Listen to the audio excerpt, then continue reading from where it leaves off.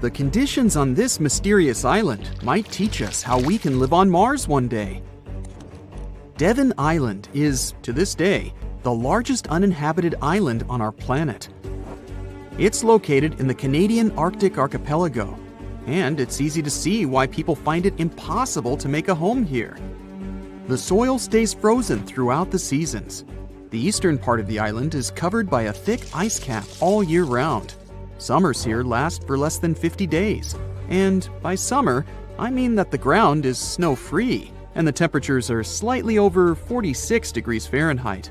Since almost no plants are growing here, there are no animals that could have adapted to these conditions. That's why scientists compare this island to what it would be like to live on Mars. In 2001, a project started here on Devon Island looking to discover how people might live and work on other planets, particularly on Mars. It's called the Houghton Mars Project and offered NASA scientists some unique studying opportunities. There are few options here in terms of logistics and transportation, and communicating with people living outside the island is also a bit more difficult. Specialists believe that if we can find solutions to live here, we might be able to do it on Mars too. Think of it as a home-based outer space boot camp. The Pitcairn Islands can be found in the middle of the Pacific Ocean. If you're a fan of adventures and remote places, this is the place to be. But you'll need to buckle up for quite the ride, since no plane has ever reached this place. The only way to reach the Pitcairn Islands is to take a 32-hour yacht ride. No wonder only 50 people are known to live here. Its history is really interesting too. A group of people settled here in the 18th century after a failed marine mission. To this day, all the residents of the island are descending from that initial group. Life's not easy here though. If they need to see a doctor, for example, they need to travel either to the island of Fiji or to New Zealand.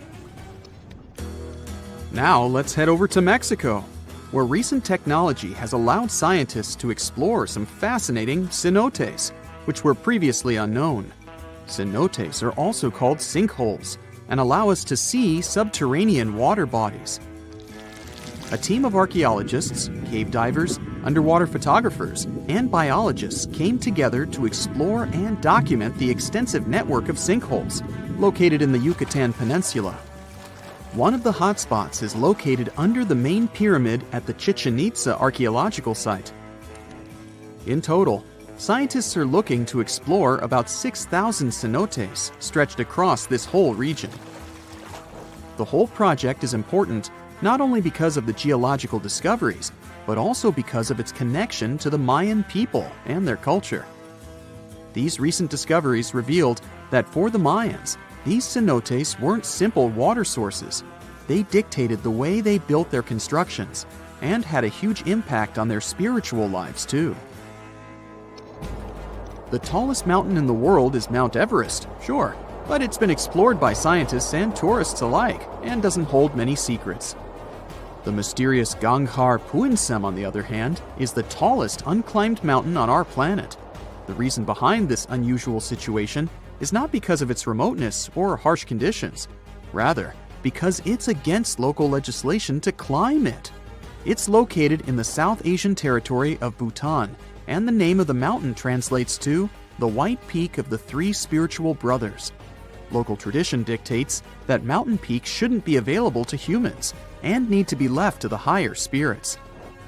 Mountains in this region can only be climbed up to 3.7 miles, but Gangkhar Puensum tops 4.7 miles. For this reason, there's no official record of any human reaching the peak. Almost all of the previous expeditions have been inexplicably stopped at the midpoint. The next unusual spot should be on any travel enthusiast's bucket list, the island of Madagascar. For starters, it's estimated that about 90% of the species of plants and animals that are found here can't be seen anywhere in the world. But there's one small portion of the island that has baffled both tourists and scientists, the stone forest. It belongs to the Tsingy de Bemaraha National Park and features some unique limestone formations. They look like thousands of spiky towers that stretch hundreds of feet into the air. The distance between these formations can be anywhere from a few inches to the length of a city street. As beautiful as it is, it's really hard to get here.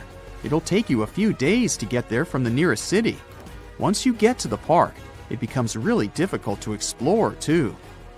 It can take a whole day to go across as little as half a mile. The word Singis itself translates to where one cannot walk barefoot. To visit the remotest village in the whole world, you'll need to prepare yourself for quite the journey. From the United States, for example, the easiest route involves a 15-hour flight to Cape Town, South Africa, followed by a 6-day boat ride to reach Tristan da Cunha. Or you could take a month-long cruise through the South Atlantic Ocean, whatever works better. Planning in advance is a must, since only 9 boat visits are made to the island yearly. It's just 7 miles long and right in the middle of the South Atlantic Ocean, stretching a mere 37.8 square miles. There are slightly over 200 residents, and they all farm for a living. They do have internet service, but it's really slow. The people living here speak a dialect of English that is used by the fewest number of people in the world. The town of Coober Pedy in Australia is partially underground. It all began back in 1915, when opal deposits were found in the area. To this day, the town is still the biggest opal mine in the world. People living here figured out that it would be more comfortable for them to stick to the underground, as temperatures above ground can reach 125 degrees Fahrenheit. So, the establishment now has underground stores and galleries. Coober Pedy is also home to the world's first 4-star underground hotel. North Sentinel Island, located near India, is another pretty remote place. Not because of the time it takes to get there or the climate, but because it's home to the world's most mysterious tribe.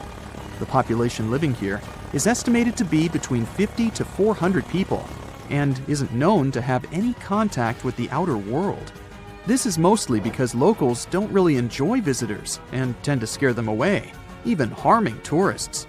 So, to protect them and their obvious wishes, the island is monitored by the local Indian authorities.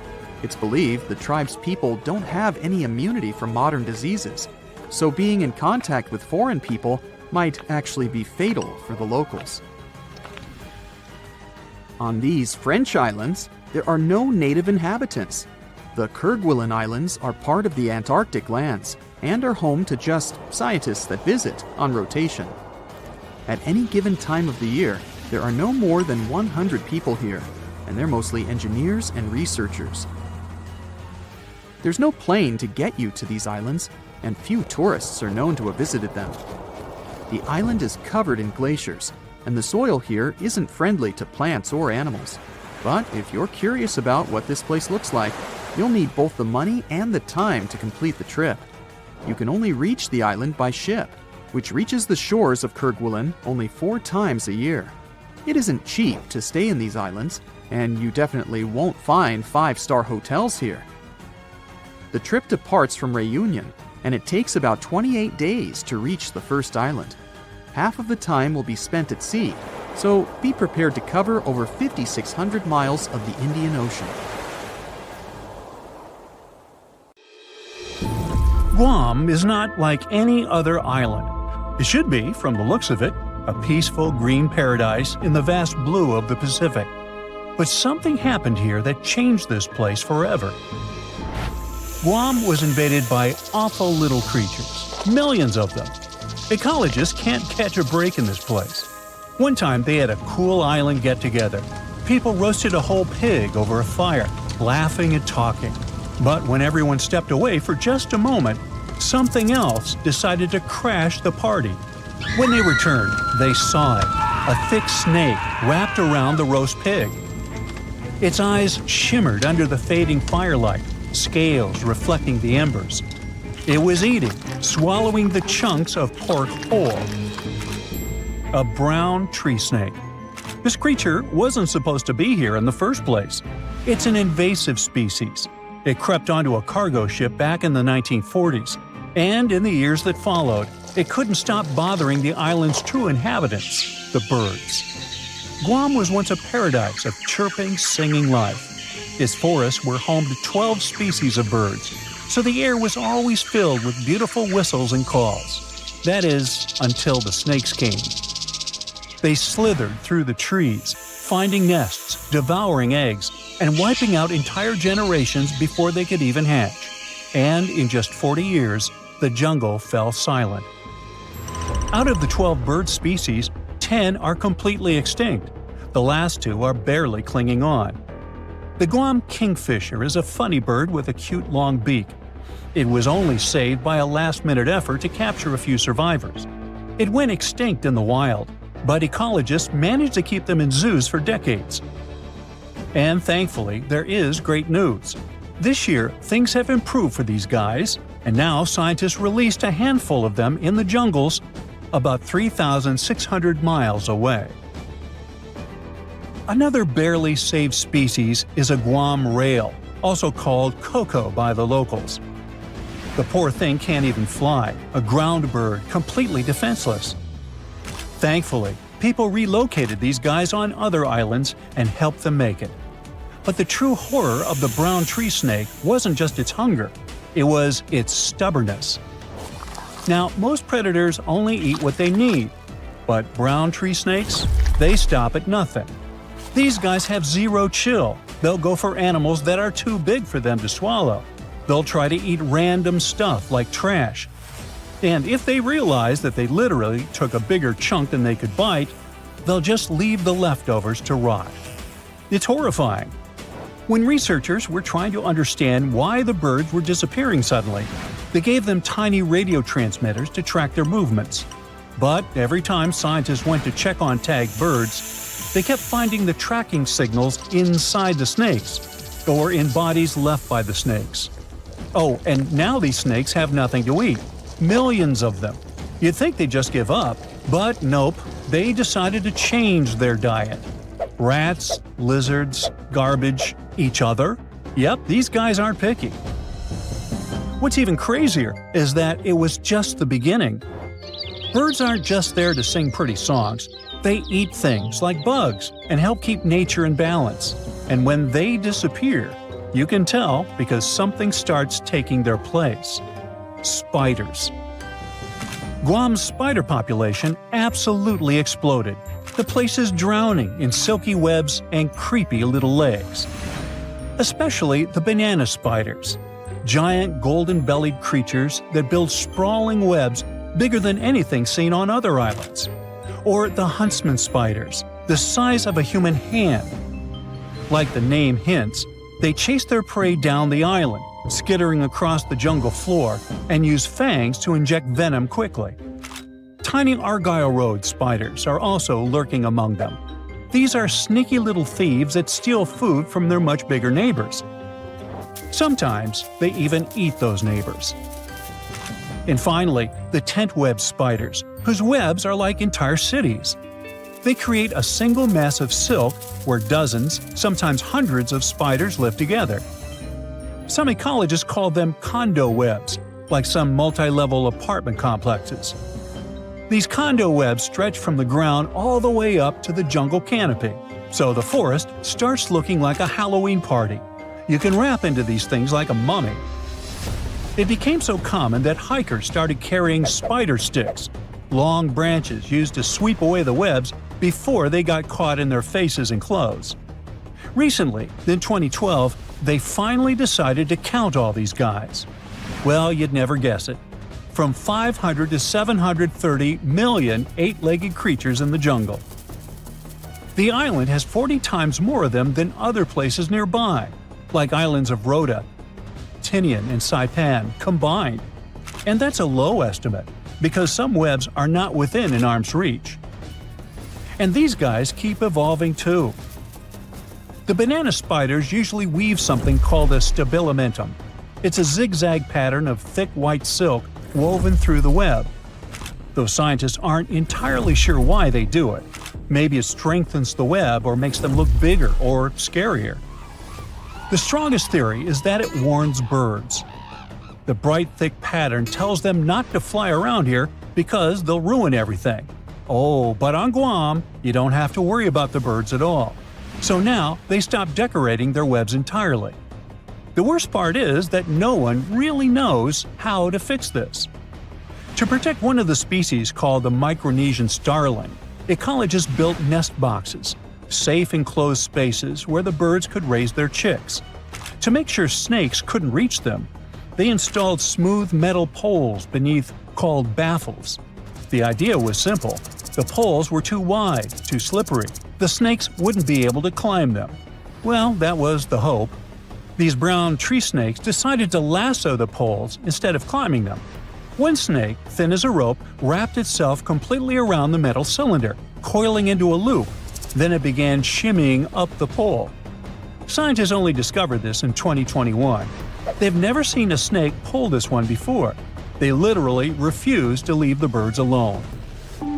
Humans have tried everything: trapping them, building barriers, scouring the forest with flashlights at night, setting up fences.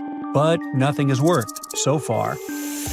There are just way too many of those guys, and they're all too smart. Now, just so you know, the U.S. spends nearly $4 million every year trying to control this disaster.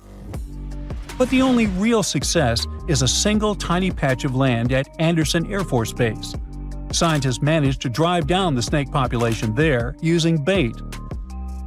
But the truth is slowly sinking in. The snakes aren't leaving. Humans can send rockets to space, but this is too much. That also means that Guam Island will start looking entirely different soon. Guam's forests always felt mysterious and kind of creepy, even without the invaders. There's no soil, no soft place to step. Instead, it's all jagged, broken limestone. Everything is full of razor-sharp rock left behind by an ancient coral reef. It was being pushed up over millions of years. Trees force their roots into the cracks. Everything is packed with twisting and curling plants. Breadfruit trees, prehistoric-looking cycads, spiky pandanus trees. And just as a cherry on top, a typhoon comes ripping through every few years, tearing it all apart. Luckily, plants usually grow back fiercely. Now, walking there is insane. It feels like walking in the sea, though instead of balancing on waves, you're trying not to trip and gash your shins open on the sharp rocks beneath you. You have to think through every step. But now, things are going to get so much worse. 70% of Guam's trees relied on birds to carry their seeds, spreading them far and wide. So, without the help of birds, the trees drop their fruit directly to the ground, where it sits and rots. So nothing grows. Well, perhaps the invaders' rule over Guam may last forever, and soon this place won't be friendly to tourists at all. It may become one of the worst places on Earth, if it isn't already.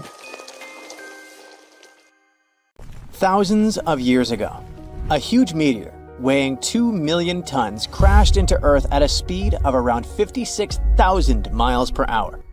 Sounds like a big deal, and it was.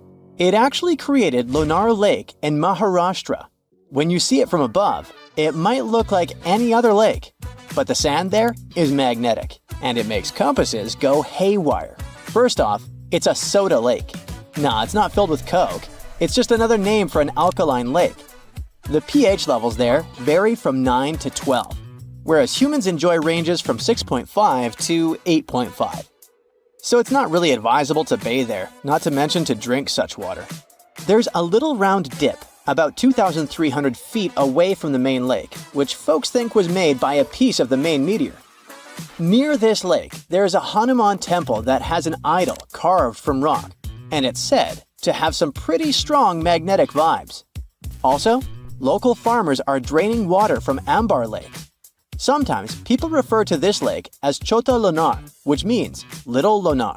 This nearly perfect oval is one of only 2 natural craters in the world made entirely from basalt, a dark, finely textured volcanic rock. The water there is 7 times saltier than ocean water, and sometimes the lake can turn pink due to particular bacteria. Whenever you open up a tap to fill a glass of water, water goes from top to bottom because gravity, duh. It's hard to imagine it acting the other way around, but turns out there are many waterfalls that can defy gravity and go in the opposite direction. That's called a reverse waterfall. and it happens when super strong winds whip through a waterfall, pushing the water back up. It's especially common for those windy fall and winter months. You usually need winds of at least 46 miles per hour to see this cool trick in action. It's actually not as rare as one may think, and you can find these wild reverse waterfalls all over the globe, from Australia to India, Japan, the UK, and the US. In Australia, in areas like Sydney, the Central Coast, and Royal National Park, winds around 43 miles per hour have been known to turn waterfalls upside down. Yep, it's all about the wind going this fast. Please put aside all those weird myths about Australia being in the southern hemisphere, like the one about the water in the toilet flushing in the opposite direction. This is nothing but an urban myth. In India, near Mumbai, and in places like Sandan Valley and Amboli Hills, waterfalls get blown upward during the monsoon. And if you're ever in the Faroe Islands, you can witness this unique phenomenon happen regularly due to the region's geography and fierce winds from the North Atlantic. Magnetic Hill in Ladakh, India, is a fascinating spot, sitting at about 14,000 feet high, right along the Srinagar-Leh Highway, just 16 miles from Leh City. It's known for a quirky gravitational trick where parked cars mysteriously roll uphill when left in neutral, defying logic and catching the attention of visitors from all over. Locals have their own myths, viewing it as a path between heaven and earth. You'll want to stop by between June and September when the weather is just right and the optical illusion effect is at its peak, typically from 8 a.m. to 5 p.m. In Brazil, there's this street called Rua do Amendoim that seems to defy the laws of physics, leaving many puzzled as they walk or drive down it. Locals affectionately call it Peanut Street, and there's never a shortage of parking spots. That's mainly because if a car is parked without the emergency brake, it starts to roll uphill all on its own, picking up speed as it goes. People have all sorts of wild theories about why this happens. Some say the hill is haunted, while others think there's a huge iron ore deposit beneath it pulling cars up like a magnet. But believe it or not, the truth is that this strange occurrence is just an optical illusion. The street looks steep, but it actually has a slight dip. So while it seems like cars are rolling uphill, they're really just going downhill. Still, that hasn't stopped folks from filming countless videos of this quirky sight. Located on the beautiful Black Sea coast, Ureki is a chill beach resort town known for its unique magnetic sands that are all about health and wellness. These sands have been getting attention for their healing powers since the 1800s, helping people tackle various health issues. Ureki's magnetic sand is packed with minerals like magnetite and quartz. It's got an unusual magnetic content of about 23%, making its magnetic field way stronger than that of regular sand. The Hessdalen lights are mysterious glowing orbs seen in a 7-mile stretch of the Hessdalen Valley in central Norway. These lights have been popping up since at least the 1930s and can be spotted both day and night. They usually shine in bright white, yellow, or red and can hover, move quickly, or sway gently. Their appearances can last from a few seconds to over an hour. Though there were many sightings, especially between 1981 and 1984, the frequency has gone down to about 10 to 20 a year as of 2010.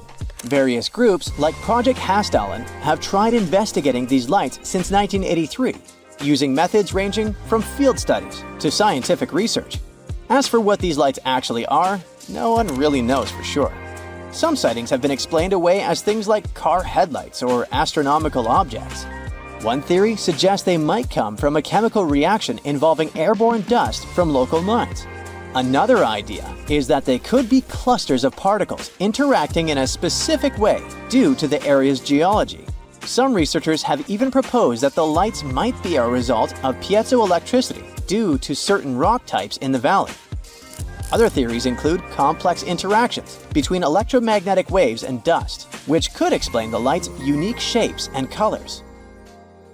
Saharan dust, which once even made its way to parts of the UK and left a red layer on cars, is full of naturally magnetic materials.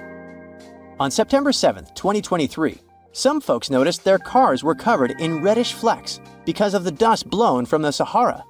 A video making the rounds on Facebook showed someone using a magnet to lift the dust off their car. One commenter even got pretty heated, saying, "If you want to know what fell down last night, just grab a magnet and check this out," insisting it was metal, not sand. Naturally, this sparked chatter about how the dust's magnetic properties could be linked to chemtrails. But guess what? Experts are clear that magnetism is actually normal for Saharan dust. According to Professor Barbara Marr from the Center for Environmental Magnetism and Paleomagnetism at Lancaster University, the dust carries a mix of particles from the African ground and some air pollution as it heads to Europe and the UK. The red color is due to hematite, a weakly magnetic mineral.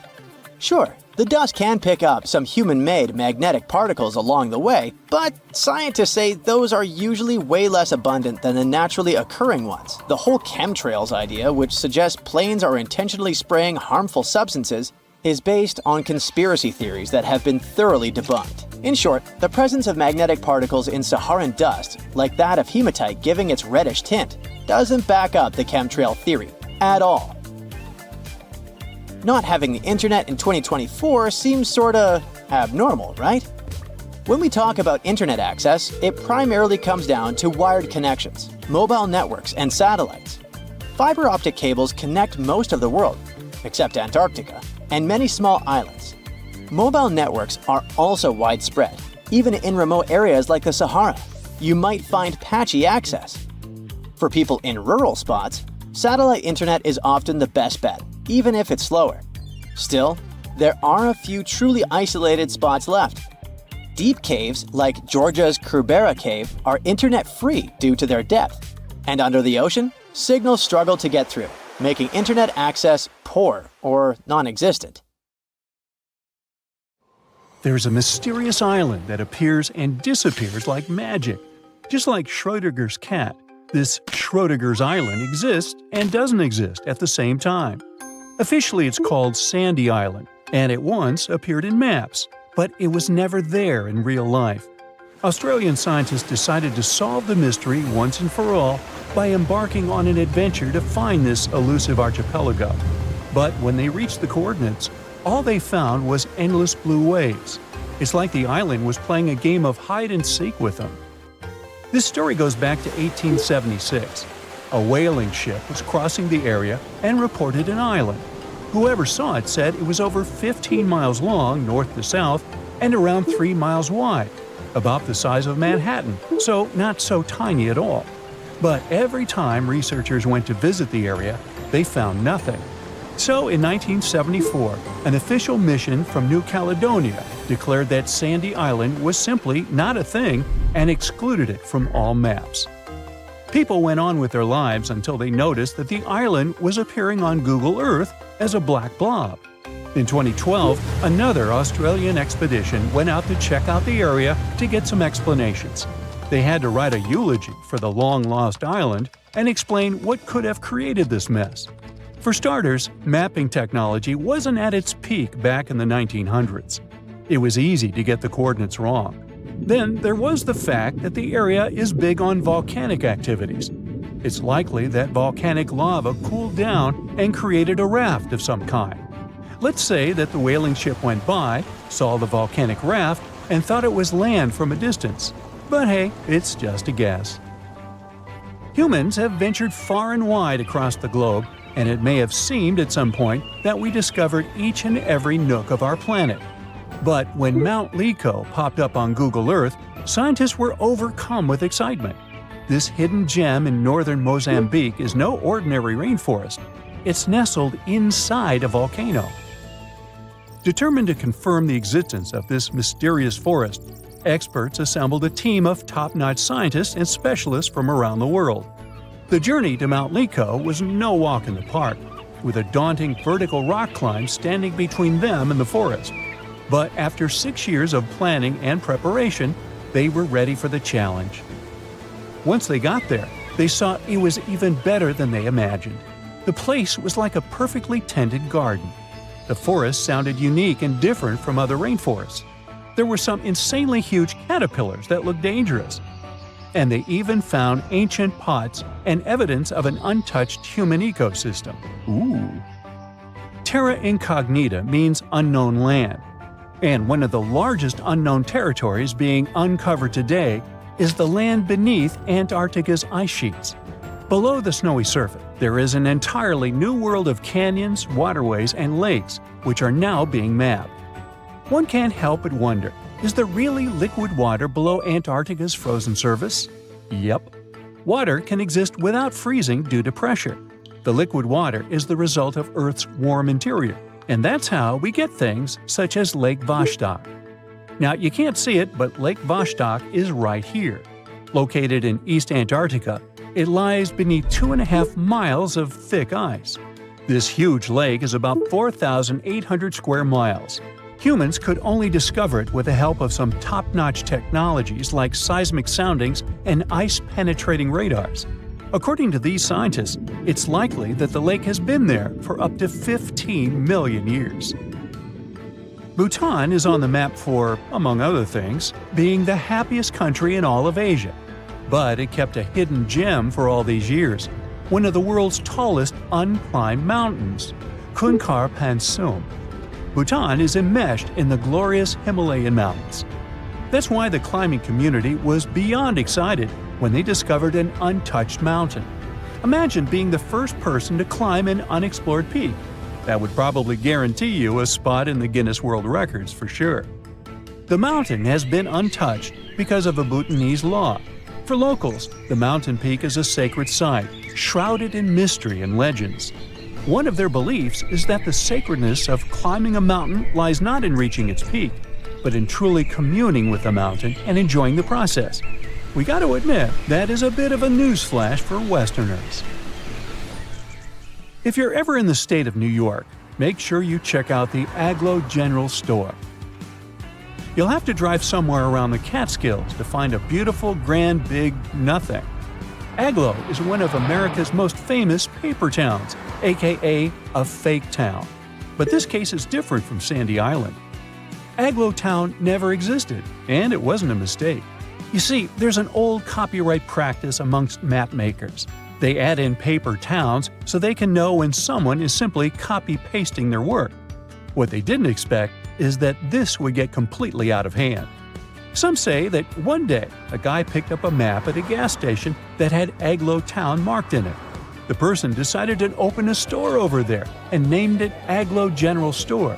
Some say the guy who opened the store faced a lawsuit from the map makers. Anyways, it only lasted enough years to become a national joke. Americans drove from all over the U.S. to get a picture of the town's fake welcome sign. And then we've got Bermeja Island, located in the Gulf of Mexico. This funky island appeared on many maps of the 16th and 17th centuries. It was probably drawn by Spanish explorers. Sure, the exact location varied from map to map, and its name sometimes appeared as Bermeja, but its existence was certain enough. The Bermeja Island was last seen in a 1921 Mexican map, and then, poof, it dropped out of the horizon altogether. People started talking and wondering, did the island sink? Was it destroyed? In 2009, 3 official investigations happened to search for the island. They used high-tech technologies to scour the Mexican seabed, but Bermeja was nowhere. Researchers had multiple guesses on what it could be. Let's delve on one of these ideas. The idea was probably made up by old-day explorers to mislead their enemies in search of land and gold. Well, that seems plausible. Now, let's take a look at Rio de Janeiro. Once, the city was filled with informal territories. These places are known as slums or favelas. They're like mini-cities inside the big city. Some favelas are known to be underprivileged territories, where dwellers don't get the same urban perks as other citizens, such as the sewage system and garbage pickups. These slums grew so quickly that the government didn't have time to keep track of their developments. So today, it's usually the dwellers themselves that name the streets and make do with whatever they have at their disposal. One of the biggest slums in Brazil is located in Rio de Janeiro, the so-called Hacienda, and it was only recognized as a neighborhood by the local government in the 1990s. Our own ocean floor is less mapped than Venus, Mars, and the Moon. In fact, 95% of our oceans are unexplored. Strange, right? We do have the available technology, which is mainly sonar soundings, sending wave sounds to the ocean bed and registering what they hear back. One of the main advantages of mapping the seabed more thoroughly would be to get more insight to marine hazards such as earthquakes, tsunamis, and volcanic eruptions. Plus, there are so many unidentified marine life. This could give us a great insight into preservation and discovering the true dynamics of our marine ecosystems. When you mention your plans to travel to Tristan da Cunha, the chances are your friends won't even know where this remote island is located. No wonder. Tristan da Cunha is considered the most remote inhabited archipelago in the world, with the nearest populated land, St. Helena, around 1,500 miles away. There are only 229 people living on Tristan da Cunha now. In such a close-knit community, everyone is someone's cousin, uncle, or maybe just a friend, but everyone knows each other for sure. There are as few as 10 last names on the island, representing just 10 families. Getting there is quite an adventure. There are no airports on the island, which means your journey will be primarily by sea. Typically, it requires a days-long voyage from South Africa. Only 3 ships regularly service the island, with fewer than a dozen trips each year. Some cruise lines may include it in their itineraries, but travel arrangements must be made well in advance, due to limited berths available on the ship from Cape Town. And you'll also need landing permission.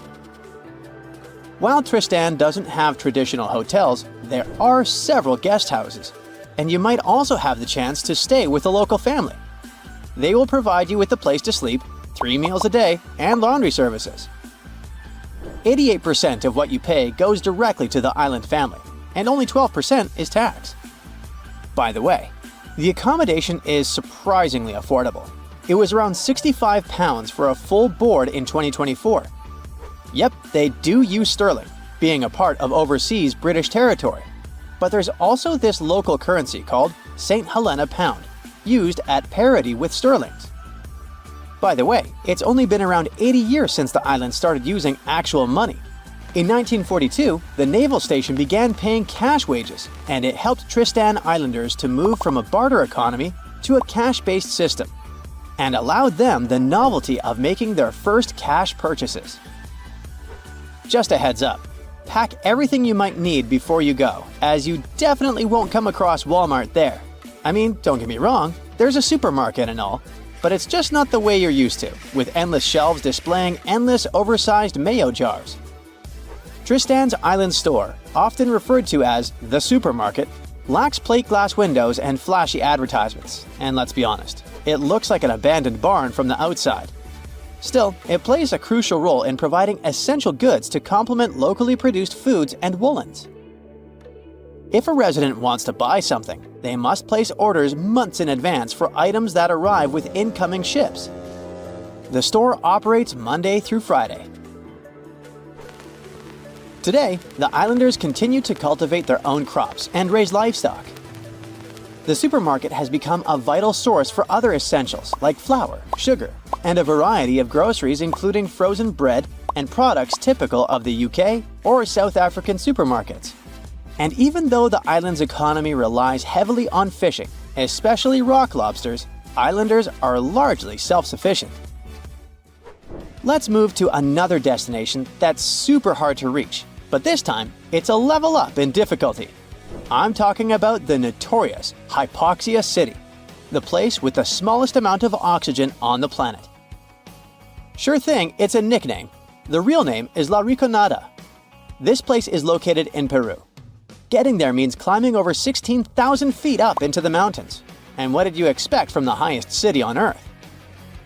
Despite its hard-to-reach location, it houses way more people than Tristan da Cunha, between 30,000 and 50,000. And while the island in the middle of nowhere looks idyllic, the Peruvian city of La Rinconada has very different looks.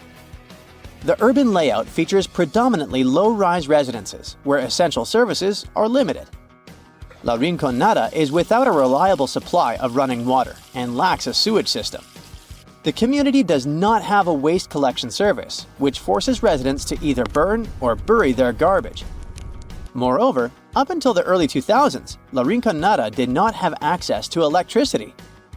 Most things, including the most essential foods, must be brought here from outside. Despite originally being a miner city, right now it has a wider range of activities to make your living. Some people are busy with trading, food, clothes, you name it. Others provide services, and some people even open public restrooms. Architectural-wise, La Rinconada has very little to offer. The pattern is quite predictable. Huts made from corrugated metal that are unstable and rusting. The choice of materials is dictated by practicality. These metal sheets are the lightest and easiest for miners to transport to the glacier. Unfortunately, the homes lack proper insulation, leaving residents shivering in the cold even though they have access to wool from local sheep, which is an excellent insulator. Sturdier rock homes exist but are rare, typically inhabited by wealthier miners. While the architecture might not be particularly captivating, the vistas certainly are. In nearly every spot in La Rinconada, a glance upward reveals La Bella Durmiente, or Sleeping Beauty, a massive glacier towering over the town. Getting to La Rinconada is very hard. First, you'll need to fly into Alejandro Velasco Astete International Airport in Cusco, Peru. Once you're in Cusco, you can catch a train or a bus to Puno, which is right by Lake Titicaca. Here's where it gets a bit tricky. The only way to really get up to La Rinconada is by hitchhiking or finding a ride into the mountains. There might be some buses, but they don't run on a set schedule. If you're up for it, you can rent a car, but be warned, the roads can be pretty rough and tricky to navigate. So a little extra caution goes a long way on this adventure. Unlike Tristan da Cunha, where they adopted cashback in the 1940s, La Rinconada doesn't rely much on it. The economy of this place is based mainly on gold mines. The mines are unguarded, unregulated, and often dangerous. Miners work for 30 days under a cachorreo system, where on the 31st day, they're allowed to take as much ore from the mine as they can carry as a form of payment. La Rinconada has no bank, but it has many storefront fund transfer agencies, which miners use to wire money to their families. Still, they never know how much they're gonna send. Our next destination is Svalbard, a place that might seem unwelcoming due to its climate. But locals embrace everyone with open arms. No visa is required if you want to visit or even work there. Located near the top of the world, Svalbard offers a unique and remote charm. The capital, Longyearbyen, is home to a fascinatingly diverse community, with over 50 nationalities represented among its 2,400 residents. You might even spot a polar bear wandering into town on occasion. The living space is compact. There's just one grocery store, and the streets are numbered instead of named, adding to the town's distinctive feel. Longyearbyen also boasts a university center with around 300 students. Interestingly, every student must learn to use firearms for safety in the surrounding wilderness. Originally, it was founded as a mining town, just like La Rinconada, but the focus has shifted mainly to tourism. However, a quirky tradition remains from its mining days. Visitors and residents alike take off their shoes when entering hotels and restaurants, a practice born out of the need to keep coal dust at bay. The last destination for today is Palmerston Island, a remote coral atoll in the Cook Islands, located about 290 miles northwest of Rarotonga. Famous traveler James Cook visited it on June 16, 1774, and the place was uninhabited at the time, despite ancient graves found there. Today, the island supports a small population of just 25 residents, primarily descendants of 19th century English sailor William Marsters. Marsters arrived in 1863 with 2 Polynesian wives and later added a third. He fathered 23 children. Fishing is the mainstay of the local economy, resembling subsistence living due to the island's isolation. Modern amenities and communication services are available. Although there's no airport, cargo ships visit periodically. I'm about to introduce you to a place where the laws of physics take a vacation. Welcome to the mystery spot, where you can witness all kinds of implausible things that will leave you scratching your head in disbelief. Don't worry, it's not sorcery or witchcraft. It's just some clever optical illusions that mess with your brain and make you question reality. Back in the day, when the Great Depression was hitting hard, people needed some fun distractions. That's how the entertainment industry gave birth to the concept of mystery spots. One of the most famous mystery spots is the one near Santa Cruz, California. The name is all intrigue and mystique, isn't it? Once you step inside, you'll see people standing upright on a slanted floor or at impossible angles on a flat surface. You'll see a ball rolling up a ramp, defying gravity and logic. It's like being in a funhouse, but without creepy clowns. The site is known for its gravity-defying demonstrations, which appear to bend the laws of physics, both on the short uphill walk and inside the wooden building on the site. Misperceptions of the height and orientation of objects occur here. These visual illusions include balls rolling uphill and people leaning farther than normally possible without falling down. Psychologists at Berkeley state that all of the misperceptions stem from the simple fact that the house is slanted at a 20-degree angle. The next stop is again in the USA, but this time at Hoover Dam in Nevada.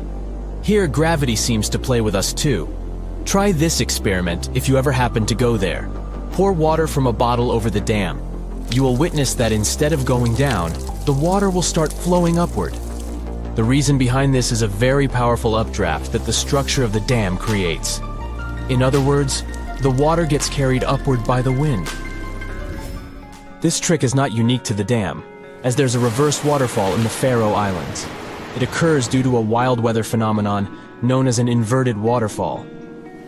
Imagine a gigantic whirlwind of ocean spray swirling up a steep, 1,542-foot high rocky cliff. So how does this crazy phenomenon happen, you ask? Well, it's all thanks to a spiral column of air that rotates near high and steep cliffs, creating a mini tornado effect. And when the wind hits the edge of the cliff, it gets even stronger and picks up coastal water, which then splashes up the cliff and creates a massive water and wind funnel. Apparently, these inverted waterfalls can happen in other places too, like on the cliffs of Moher in Ireland, the mountains of Iceland, and even in the Waipuhia Falls of Hawaii. Talk about Mother Nature showing off her skills. Magnetic Hill in Ladakh, India? The ultimate mind-bending road trip destination? Here, you can watch objects and cars roll uphill like they're stuck in some kind of magnetic vortex. It's an optical illusion that occurs thanks to the sneaky slopes and general layout of the area. The road might look like it's going uphill, but it's actually a downhill road in disguise, playing tricks on your brain like a mischievous magician. You might also see your car moving by itself in the neutral gear. No, your car isn't haunted. It's just basic physics at work. Even when the engine is off, the wheels can still turn, thanks to momentum and the subtle slope of the road. Mount Aragats has a similar story to the Magnetic Hill of India. This one, too, is like a magnet for thrill seekers and car enthusiasts. It's located on the border between Turkey and Armenia. It has a reputation for making cars defy gravity. People from all over the world visit this mountain to witness the incredible spectacle, where a car parked on the slope seems to roll uphill all by itself without any driver behind the wheel. There's a nearby river that flows uphill too. People who visited this site claim that it's easier to go up than down there. Number 6 on the list is the Golden Boulder from Myanmar. The rock looks like it's about to tumble down the hill at any moment. But it's not going anywhere. It's been sitting there for over 2,500 years. The rock is the centerpiece of a stunning pagoda that sits on top of it, towering 49 feet above the ground. According to legend, the rock is held in place by none other than a strand of Buddha's hair. It's no wonder that this place is one of the most important Buddhist pilgrimage sites in Myanmar. The rock was chosen by a celestial king who was impressed by a Buddhist monk's incredible asceticism. So, he used his supernatural powers to carefully place the rock in its current spot, where it looked like the monk's head. If that's not enough, it's said that only a woman can move the boulder. That's why women aren't allowed to touch it. So, if you're up for an adventure, head over to this magnificent rock and pagoda and witness this gravity-defying feat for yourself. Back to the U.S. Oregon Vortex is located on Sardine Creek, Oregon. It's a tourist attraction that's been around since 1930. The owners of the attraction claim that it's some paranormal activity. But it's pretty obvious some clever optical illusions are involved. Legend has it that even before the attraction was built, Native Americans in the area warned that this land was forbidden, and horses refused to go there. But then, some gold miners built an assay office there in 1904, and the building ended up sliding to a wonky angle. Now picture this. You're in a cozy spot, away from city light pollution, staring up at billions of stars putting on a sparkling show above you. But if you're lucky enough to be in Marfa, Texas, you'll get a little something extra. Mysterious orbs decide to join in on the fun, shining bright like a diamond, and they've been doing it for over 100 years. But what are these glowing orbs, called Marfa lights? Well, everyone has their own theories. Some people think they're just car lights from the nearby highway, but that's no fun. Others believe that these orbs are actually sentient beings trying to convey some sort of important message to us, mere mortals. Imagine standing at the edge of a stunning lake, admiring the picturesque view of a majestic volcano. Suddenly, you hear a loud boom, and flames shoot up into the air like a fireworks show gone wild. But don't worry, it's not an eruption, it's just the Kauai'an Lake and volcano doing its thing. This fiery spectacle is caused by a natural phenomenon where sulfuric gases burst through the rocks and ignite upon contact with the outside air. The result? Flames that soar up to 16 feet in height, burning blue like the coolest neon lights you've ever seen. And if that's not enough, the liquid sulfur that streams down the mountain looks like a molten river of electric blue lava. It's equal parts terrifying and breathtaking, and a sight you won't soon forget. Speaking of unforgettable things, the Richat structure in Mauritania has been an eye-catching enigma for astronauts since the dawn of the NASA space program. This circular feature in Earth's crust was created by a raised dome that was eroded over time, revealing the original flat rock layers. As you move from the center of the structure outward, you travel back in time, as the older rock layers are exposed in the middle. This geological phenomenon is made up of sedimentary and igneous rocks and measures 28 miles across. From space, you can see several faults where the rock layers have shifted and have been pulled apart. The Richat structure is situated in the heart of the Sahara Desert. There you go. This is our version of the top 10. Would you add something else to this list? If you walk through this small stone doorway in Hierapolis, Turkey, you might never come back alive. Back in ancient times, people thought it was some sort of portal to the underworld. Romans would go in carrying perfectly healthy bulls, but after a few minutes, they would watch these animals collapse as if hit by some mysterious force. But what's even weirder is that nothing happened to people. They could walk in and out just fine. Now, recent studies might have an answer for these eerie happenings, and it all has to do with people's heights. The gate, known as Plutonium, named after Pluto, the deity of the underworld, is a stone doorway leading to a small 32-square-foot cave. But the real danger is what is going on beneath it. Hierapolis is a super active geological area, and there's a big crack under the city that constantly emits volcanic carbon dioxide, which comes up as a visible mist. During the day, the sun dissipates the gas. At night, the gas forms some kind of a carbon dioxide lake on the sheltered arena floor. At dawn, you need to get out of there before it's too late. This whole place can turn particularly life-threatening right before the sun rises, when the carbon dioxide concentration, about 15 inches above the arena floor, reaches 35%. That means birds, bulls, and even humans can suffocate and pass away in just a couple of minutes. But there is a scientific reason that explains how Romans could get out of there unharmed. The carbon dioxide concentration drops quickly with height.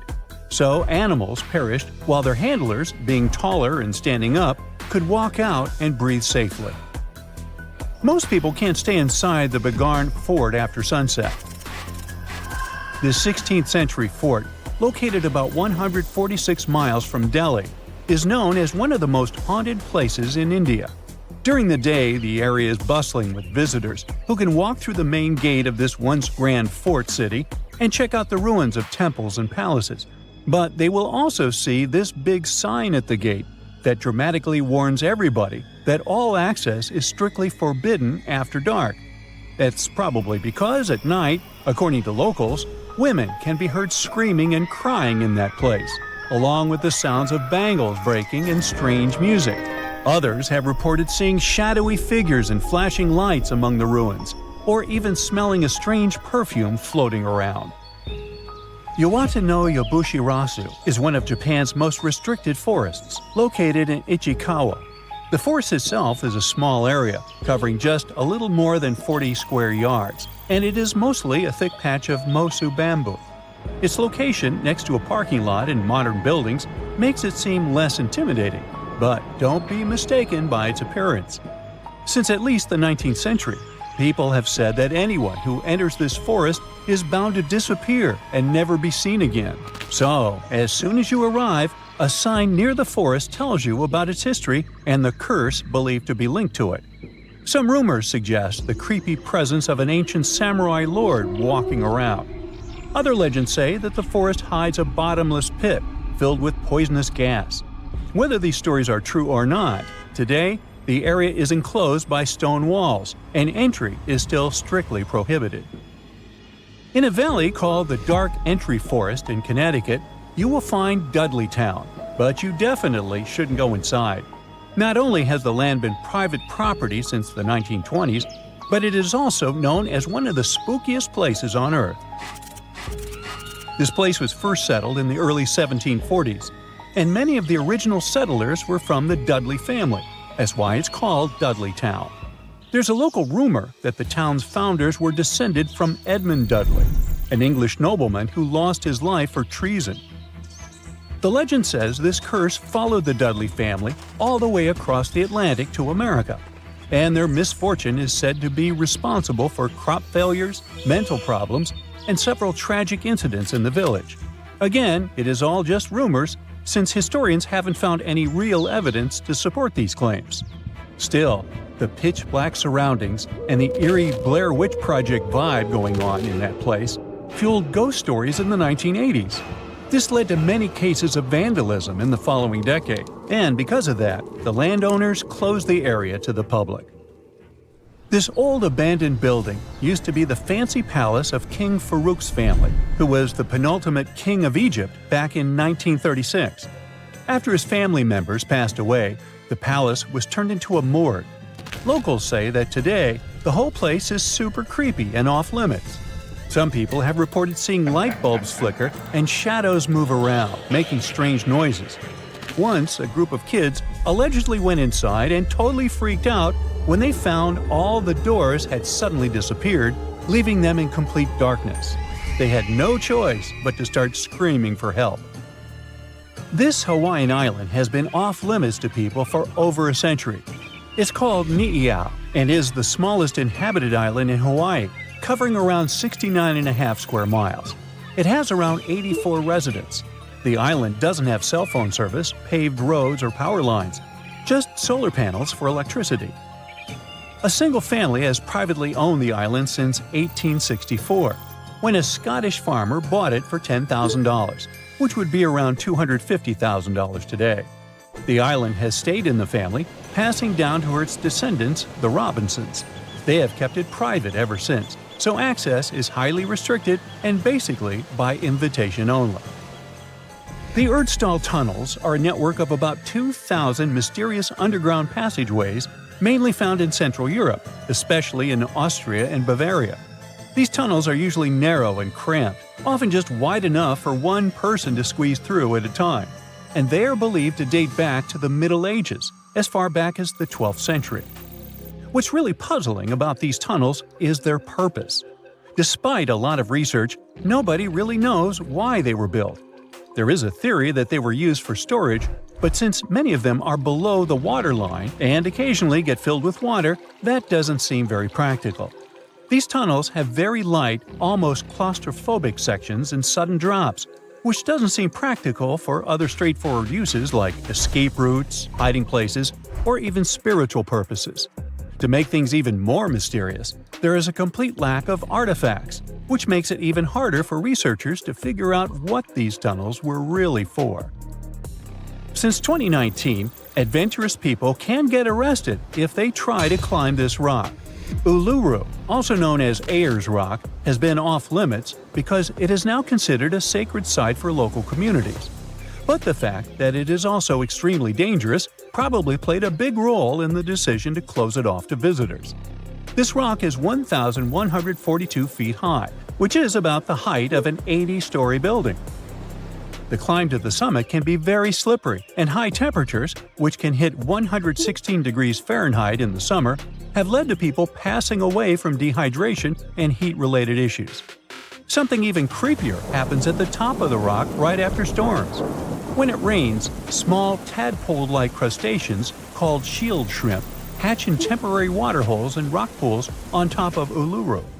These extraterrestrial-looking creatures are about 3 inches long, and they spread their super-resilient eggs everywhere. When enough summer rain comes, they hatch and go wild, feeding on microorganisms and bacteria in the water. How these strange creatures end up in the fleeting pools on top of Uluru is still unclear, but the most likely explanation is that their eggs might travel there with the wind. The Javari Valley in Brazil is an untouched jungled area of 33,000 square miles, slightly larger than Austria. This place is protected to stop outsiders from entering. This isolated area is home to one of Brazil's largest indigenous territories.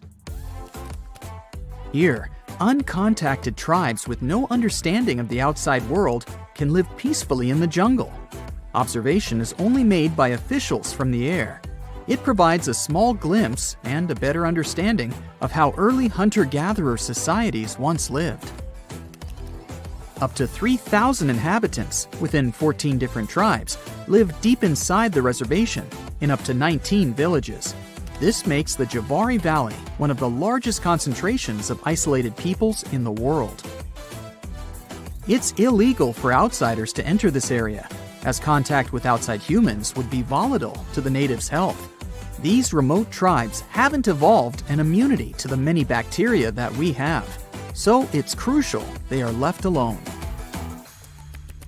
Within the Vatican, there is a massive secret storage room. It contains up to 52 miles of shelving for archives that date as far back as the 8th century. It contains many significant letters, books, and other documents from notable people collected by the Vatican. One letter from Abraham Lincoln here is from the 1860s, discussing the progress of the USA with the Papal States. Another is from Queen Mary of the Scots when she sought help from the Pope in 1587. And there are even documents regarding the trial of Galileo in the 17th century, as he questioned the true movements of the Earth moving around the Sun. There are 1,200 years of documentation regarding world events. However, most of it is secret, as access is only provided to academic researchers. And to be one of those, you will need to be the minimum age of 75 and must renew your request for access to the room every 6 months. And even then, while you poke through the secret documents, you are under constant supervision of the Swiss Guard. With so much secrecy, it would be interesting what else could be hidden in these confidential documents. Halfway between Hawaii and Australia lies the lonely Howland Island. It has a long history of being an isolated and unforgiving location.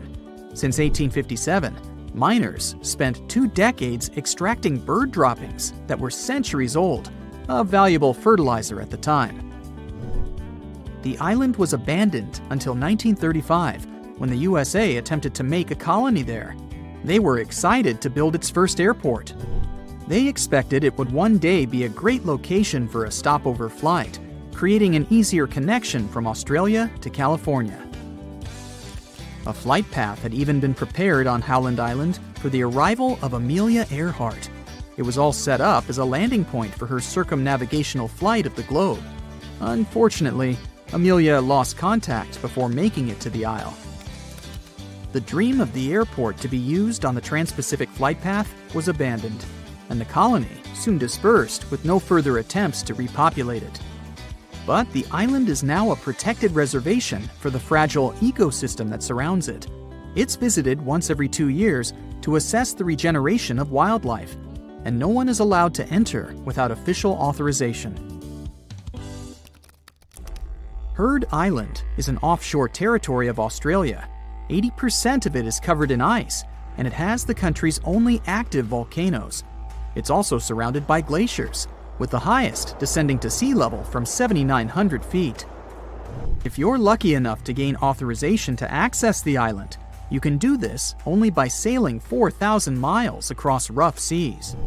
After you've successfully sailed the long voyage, you'll find yourself in this uninhabited 142 square mile territory. Congrats! You've made it to one of the most isolated places in the world. Only whalers and sealers sometimes lived here until the 1880s. And since these whalers left, only researchers have made the daring voyage. Since 2011, no one has returned. All the buildings have broken down over the years from the extreme weather, so it's not the best option for a vacation. With freezing temperatures and powerful winds that can reach 110 miles per hour, only the hardiest of plants and animals can survive this place. In France, there's a network of caves called the Lascaux Caves that provides artwork that is truly unique. Wall paintings that date back 17,000 years ago from the early Magdalenian age provide around 6,000 images. They decorate the walls, giving a great insight to what types of animals existed in that ancient period. Some of the animals portrayed have been extinct in France for thousands of years, like the ancient aurochs and rhinoceros. Painted in a mixture of red, yellow, and black colors, made from several different mineral pigments, the pictures depict what hunter-gathering societies hunted from the region, but the ingredients were vulnerable from tourists' visits, which were then stopped in 1963. The carbon dioxide from the visitors' breath and presence of light caused lichens, crystals, and molds to appear in the caves, which provided potential damage to the minerals of the paintings. These caves are now heavily restricted for entry, but replicas of the paintings have been made available to provide a similar experience. Canada is the second largest country in the world, although the northwestern part is mostly unpopulated. One island in this area, Devon Island, is the largest uninhabited island on the planet. It covers a massive area of 12,000 square miles, almost the same size as Croatia. People struggled to live in this desolate land. The Inuits tried for a while, but even they decided to give up on this unforgiving land in the 1930s. With low precipitation on the island, harsh winds, and freezing temperatures, it can only support microclimates of vegetation. Settlements were also abandoned in 1951, since they weren't economically viable with the limited resources Devon Island had to offer. However, today, due to its similarities with Mars, scientists make the difficult journey to research the island. The environment is very difficult to live in, with its poor terrain, freezing temperatures, and isolation. So, it's become a perfect match for NASA to test equipment and crew for future missions to Mars, the Moon, and even asteroids. Halfway between the North Pole and the northern coast of Norway sits the Svalbard archipelago. This isolated island is covered by snowy tundra. It's virtually unlivable here, but as you make the long journey, trekking through the snow, you might be lucky to reach the Svalbard Vault, poking out of a mountain. After accessing its daunting entrance, you follow through a long tunnel deeper into the mountain. You can hear constant noises from the cooling system all around you. This is to make sure the temperature is at a cool negative 0.4 degrees Fahrenheit, perfect for the contents it's preserving. As you reach the end of the tunnel, you enter the Svalbard Global Seed Vault. This is basically a safety deposit box holding the world's largest collection of agricultural biodiversity. Since its opening in 2008, 13,000 years of agricultural history have been accumulated, with over 1 million separate distinct crop samples stored here. The purpose of the vault is to provide a backup against any accidental loss of crops throughout the world. The 148 countries who deposited into the vault can withdraw when they need to. However, it is heavily restricted, with only authorized personnel accessing the seeds within. In Brazil, there's an island just 21 miles from the coast. It's one of the most dangerous islands in the world. Filled with a lot of snakes, It's aptly named Snake Island. Golden lancehead snakes became marooned on this island when it separated from the mainland during the last ice age. From their isolation, they adapted to their surroundings, growing in numbers, and their venom becoming more potent with whatever prey they could find. Their venom is up to 5 times more powerful than their mainland cousins. And with the island the size of only 43 hectares, it's home to 4,000 venomous snakes. That's at least 1 snake per square foot. The island is restricted due to the highly venomous residents. Only officials and researchers observing the snakes are allowed access. But if you happen to be sailing by and your boat sinks, there's a number to call just in case. Just don't leave the beach. This tourist destination has the highest entrance price of all. It could cost you your life. Those who spend over 16 hours in the death zone, and it is the official name of the most dangerous area on Mount Everest, risk never returning home. Those who endure 48 hours there will almost certainly never see their families again. The altitude in this region is over 26,000 feet, and winds can reach speeds of 62 miles per hour, sweeping everything, including you, off their path. Only one person has stood tall in this hostile environment for 90 hours. There was a bit of cheating involved, as it was with supplemental oxygen. Yep, the precious O2 gas is extremely scarce there. Without this vital resource, the maximum time someone can survive is about 21 hours. A record set by this guy. Yeah, he was tough. He reached the Everest peak 10 times.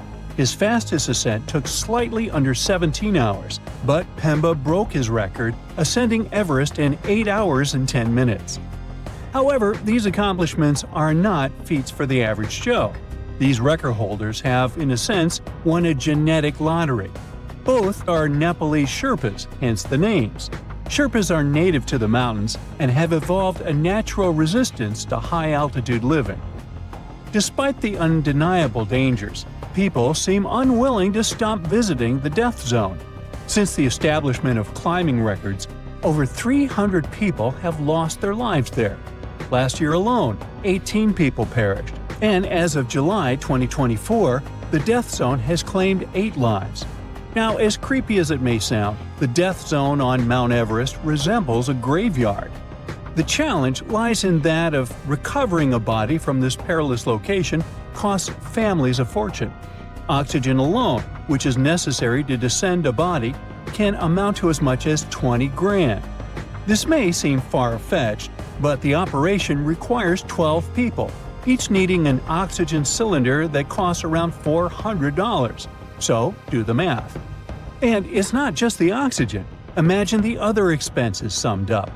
Still, it's not only the money. The retrieval process is fraught with danger for those tasked with it, causing many private companies to decline such requests.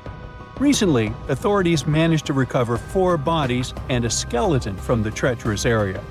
While not all of them have been identified, one body belonged to an individual who passed away in 2017, remaining in the death zone for 7 years.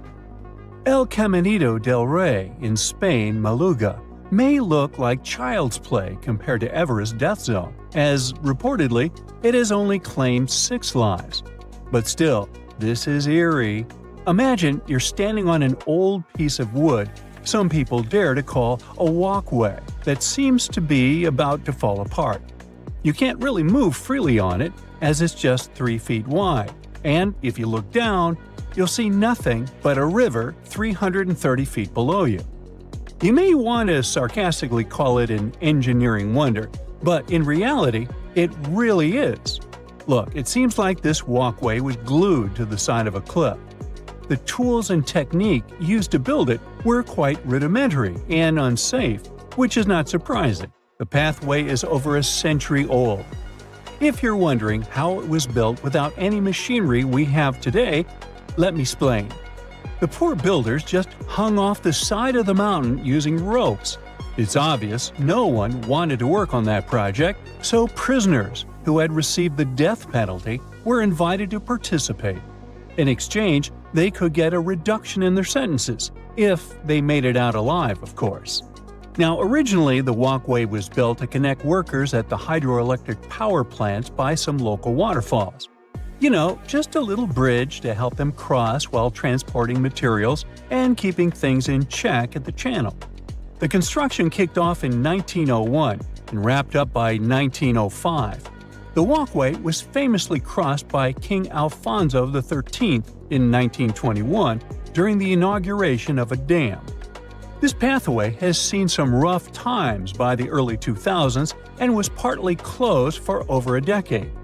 4 years of renovations and €9 million later, it burst back onto the scene in 2015. It has gained a reputation as the world's most dangerous walkway due to a couple of tragic accidents in the late 90s. Now, you can stroll along a 1.8-mile path that hugs the edge of the gorge. Hey, remember I told you this caminito only took 6 lives? Forget it. Nobody knows how much it really was. Alright, the next cliff destination may seem totally safe at first glance, but it's all about a very particular activity performed there. It's definitely not as high up in the sky as El Caminito del Rey, only soaring 89 feet, but this cliff is meant to jump from, and people actually do that. Now, if you were to take a watermelon and give it a dramatic drop into the water below, you'd end up with a spectacular crimson splash of watermelon juice, looking like a crime scene. It would plummet at a wild speed of 53 miles per hour, and it begs the question, can a human handle that kind of dive? Spoiler alert, absolutely. Welcome to Red Bull Cliff Diving, where brave athletes take the plunge from heights equivalent to an 8-story building. But before you think about trying this for kicks, let me tell you, it takes serious fitness to pull it off. The better your shape is, the better your dive, but it's also all about your peepers. Your eyes become your ultimate navigation system as you make that fearless leap. Fearless? The impact is no joke. If you dare to jump, you'll feel around 5 G-force on impact. For comparison, when you're on a commercial flight, even during the craziest turbulence, you rarely feel more than 1.3 G-force. But when you dive from a cliff, your heart's working overtime, and that 5 G-force can leave you lightheaded in no time. Your brain starts to feel a bit oxygen-starved, and before you know it, you could black out in a few seconds. All that blood suddenly rushes to your head, your face puffs up, and your lower eyelids practically cover your eyes. This phenomenon is called red-out, because all you see is a bright glow through those squeezed-shut eyelids. Yeah, that sounds like fun. Now, unlike all those cliffs, this place is pretty accessible, and is popular among freedivers for having little current, which is good when you go in depth. However, despite all those seemingly nice aspects of the Blue Hole in Egypt, this place has taken around 200 lives in recent years. Now, to be honest, technically, the Blue Hole is a complete average dive spot. There's nothing extraordinary that would make it more dangerous than any other spot in the Red Sea. However, diving through the arch at the Blue Hole is no joke. It's a tricky, submerged tunnel that has seen its fair share of accidents. While there's no official count of how many have lost their lives here, one source estimates that around 130 divers perished there between 1997 and 2012. That's more than 8 each year.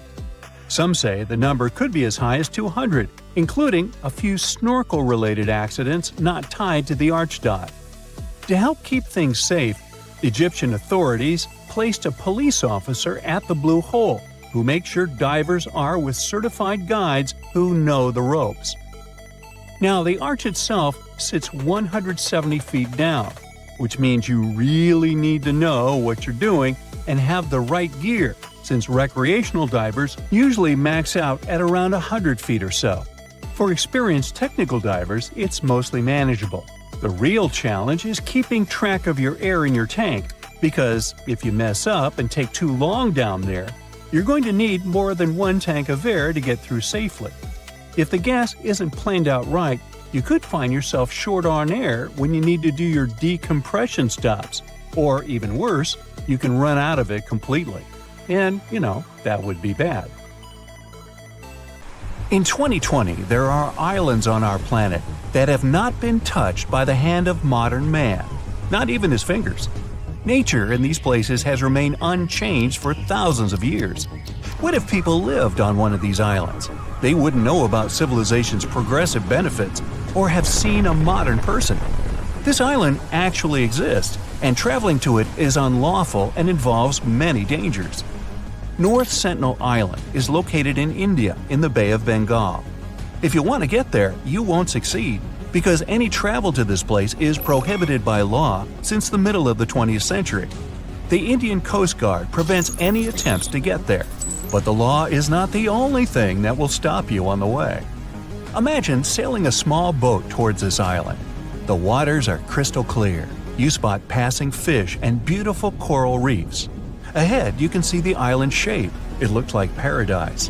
You're so impressed by the beautiful view of this place that you don't notice a few dots appearing on the shore. As you sail closer, something whizzes past you and falls into the water. It's an arrow. The next arrow hits the hull of the boat. The dots on the shore are people, the local tribe Sentinelese. They stand with spears and bows and shout something at you in a strange language. They make it clear with gestures that you should get out of this place. They throw spears at you and fire arrows. Well, that's another clue, huh? Fortunately, you manage to get away. Sentinelese guards their island in such an aggressive way. They don't invite anyone to the island and voluntarily isolate themselves from the rest of the world. Even when a helicopter flew to North Sentinel, the tribe threw spears and arrows at it. The authorities forbid approaching this island because it's unsafe for tourists, you think, and to protect the islanders from the dangers of modern man. People can easily bring disease to the island and infect the inhabitants. The locals may not have immunity to even the flu or a simple cold. Despite all the prohibitions and threats to life, many people have tried to get there. They wanted to make friends with the tribe, and sometimes they did. In 1880, Officer Maurice Vidal Portman went to the island shore and found that it was surrounded by a coral reef and limestone. On the island, there was a noble soil, which is ideal for growing coconut palms. Portman found several villages on the island, but didn't visit the locals and left this green paradise. Often researchers gave the islanders gifts in the form of caught fish. The locals accepted it, asked for more, but still did not allow anyone to approach their home. Making friends with the natives was also tricky because they communicate in a complicated language. But over several decades, modern people managed to establish contact. In 1991, one of the locals approached a boat that sailed to the island and took the gift. In the same year, the islanders boarded a boat and accepted bags of coconuts from the anthropology team. This was one of the last positive interactions with the tribe. For centuries, Sentinels have lived on their own, far from civilization, and India's government wants this to continue. So there. Another island is also beautiful but much more unsafe. One mysterious small green island is found 25 miles off the coast of Brazil. It also represents paradise. Traces of modern man are present here in the form of a lighthouse, but there are no people inside. Sometimes the Coast Guard comes to the lighthouse to check whether everything is okay and whether there are no strangers on the island. People are not allowed on this island for their own good. The only inhabitants of this place are snakes. The island is home to about 4,000 species of these reptiles. They hang on trees and slither on the ground. Oh boy. They have no enemies and feed on birds that visit the island for recreation during a long flight. Oops. But the worst thing is that these snakes are among the most venomous in the world. The golden lancehead snake is a unique species that lives only in this place. Snake Island was once part of Brazil's mainland, but 10,000 years ago, the sea level rose and separated this place, turning it into an island. Animals were completely isolated here, and for thousands of years, snakes became the top of the food chain. Because there was no other prey on the island except birds, evolution gave these snakes a potent venom to catch prey with a single bite. Well, moving on. Next is a terrifying island located in the Xochimilco Canal, 11 miles from Mexico City. There are no venomous animals or a hostile local tribe. and the island is not forbidden to visit. But most likely, you'll want to leave as soon as you arrive. Creepy dolls of various sizes are suspended in trees and old buildings all over the island. In the 50s, one of the residents of Mexico City moved alone to this island and began to hang it with dolls. For decades, he decorated this place, although it's difficult to call it decoration. He found dolls and dumps and canals around the island. The hanging dolls looked rather strange and attracted many tourists. But over time, the dolls got older. They were covered with moss, turned green, and rotted. The dolls' faces have deformed and taken eerie shapes. But the worst thing is that the locals say they've seen these dolls come to life at night. Ew. Now for Beauvais Island, one of the most mysterious islands in the world. This island is the most isolated place in the world. It's located in the South Atlantic Ocean, 1,600 miles away from South Africa and 1,100 miles from Antarctica. A perfect location for an introvert. It's challenging to reach the island, and typically you can only do so from some large ships passing by. Almost the entire island is covered by a glacier, and in its center lies a volcanic crater. The only permanent residents of the island are penguins and seals. The island was discovered by a French explorer in 1739. However, the coordinates of this place were not recorded. For the next 69 years, the island was hidden. In the early 19th century, it was finally rediscovered. But a human foot came ashore only in 1927. Hopefully, it was still attached to some explorer. In the mid-20th century, people decided to build a weather station there. As soon as the researchers sailed to the island, they discovered something strange. They found a lifeboat in a small lagoon among the seals. It was in good condition and could still sail. The researchers found oars and an empty copper buoyancy tank not far from the boat. There were no markings or emblems on the boat. It seemed that a ship was wrecked and the sailors escaped by this boat. However, no human tracks were found on the island. Who owned this boat and what happened to those who sailed on it remains a mystery. Now, let's end our trip with an island that is completely safe and even pleasant. What a surprise! Pig Beach is an island located in the Bahamas. This is not the official name of this place, but it's called that because of the local swimming pigs. The island is inhabited by these animals. They sunbathe on the beach, walk through the jungle, and beg for food from tourists. But the cool thing is, they can all swim really well. Cute pink and brown piglets splash in the water and grunt, begging for food. Thanks to feeding by tourists and caring locals, these animals manage to survive on the island. You can stay at a hotel on a nearby island and visit the pigs by boat. Nobody knows precisely where the pigs came from. According to one legend, the pigs survived a shipwreck and swam to this island. You can find several cats and goats there as well. Animal farm, anyone? You come to sunny California and go for a hike in the Santa Lucia Mountains. There, you have a strange, unpleasant feeling, as if someone's watching you. You look around, but don't see a single soul. That's when you glance at the tops of distant mountains in front of you, and your heart skips a beat. Up on the peaks, you can see the outline of a giant humanoid figure, arms stretched out with a magnificent full rainbow circling it. This mysterious figure is dressed in all black. You can't make out any facial expressions or detail, but you can see it moving. Then it vanishes right before your eyes. Congrats! You've just witnessed the Dark Watchers, a phenomenon that's been terrifying hikers in the California mountains for over 300 years. Even now, scientists can't give an exact explanation for this mysterious appearance. What we do know is it's completely natural, probably. One theory claims that there are no silhouettes at all. The human brain just thinks up images created by shadows the clouds cast on the mountains. Over the centuries, people share stories about this legend, and their minds begin to show it, building recognizable images. The same can happen to you, like when you see the contours of a human face on a burnt piece of toast, or the shape of a dog in a passing cloud. The most accepted scientific explanation is what's called a Brocken specter.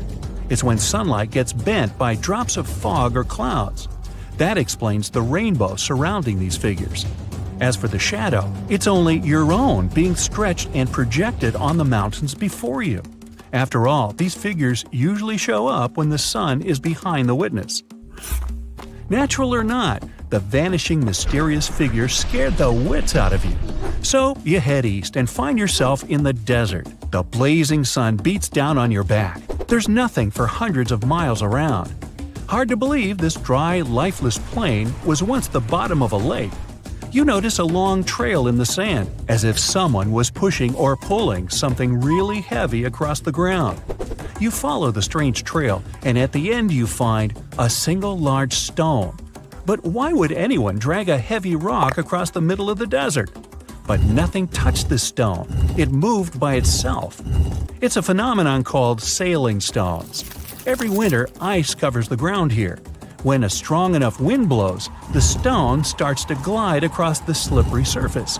Once the ice melts, all that's left is a winding trail behind a single lonesome rock. Well, for some relief from the scorching California sun, we head to Antarctica. Snow, ice, and more blinding sun. Yep, it's a desert too. The light is almost blinding. You squint, and off in the distance, you see something red sticking out from all the surrounding endless white. As you get closer, you realize it's a waterfall, an ominous red cascade flowing from the glacier. Splashes fly in all directions and stain the white snow. Don't worry, these so-called blood falls are nothing of the sort. Millions of years ago, I wasn't around then, a glacier formed over a pond and blocked access to sunlight, heat, and oxygen. Then the pond managed to break through the glacier with a little trickle of water. When such salty water with high levels of iron meets oxygen, it creates that scarlet rust color. This is the only waterfall of its kind in the world. Now, in the town of Taos, New Mexico, locals hear a strange hum every day, but not all of them. For some reason, only about 2% of the residents can hear the sound. Some theories proposed it's caused by the location's unusual acoustics. Others put it down to some strange auditory hallucination or even something more sinister. Unexplainable sounds happen on other worlds as well. In 2020, the Mars rover recorded a strange hum coming from the red planet. It's a quiet, continuous drone that sometimes fluctuates because of Marsquakes. Back on Earth, we head to the warm rainforests of Southeast Asia. You see a tree that looks as if someone poured paint all over it. But the rainbow eucalyptus was painted by nature. Its unusual bark changes colors over time like a kaleidoscope. It starts off as a bright green shade, then red, orange, purple, and finally brown. Then the colorful cycle starts again.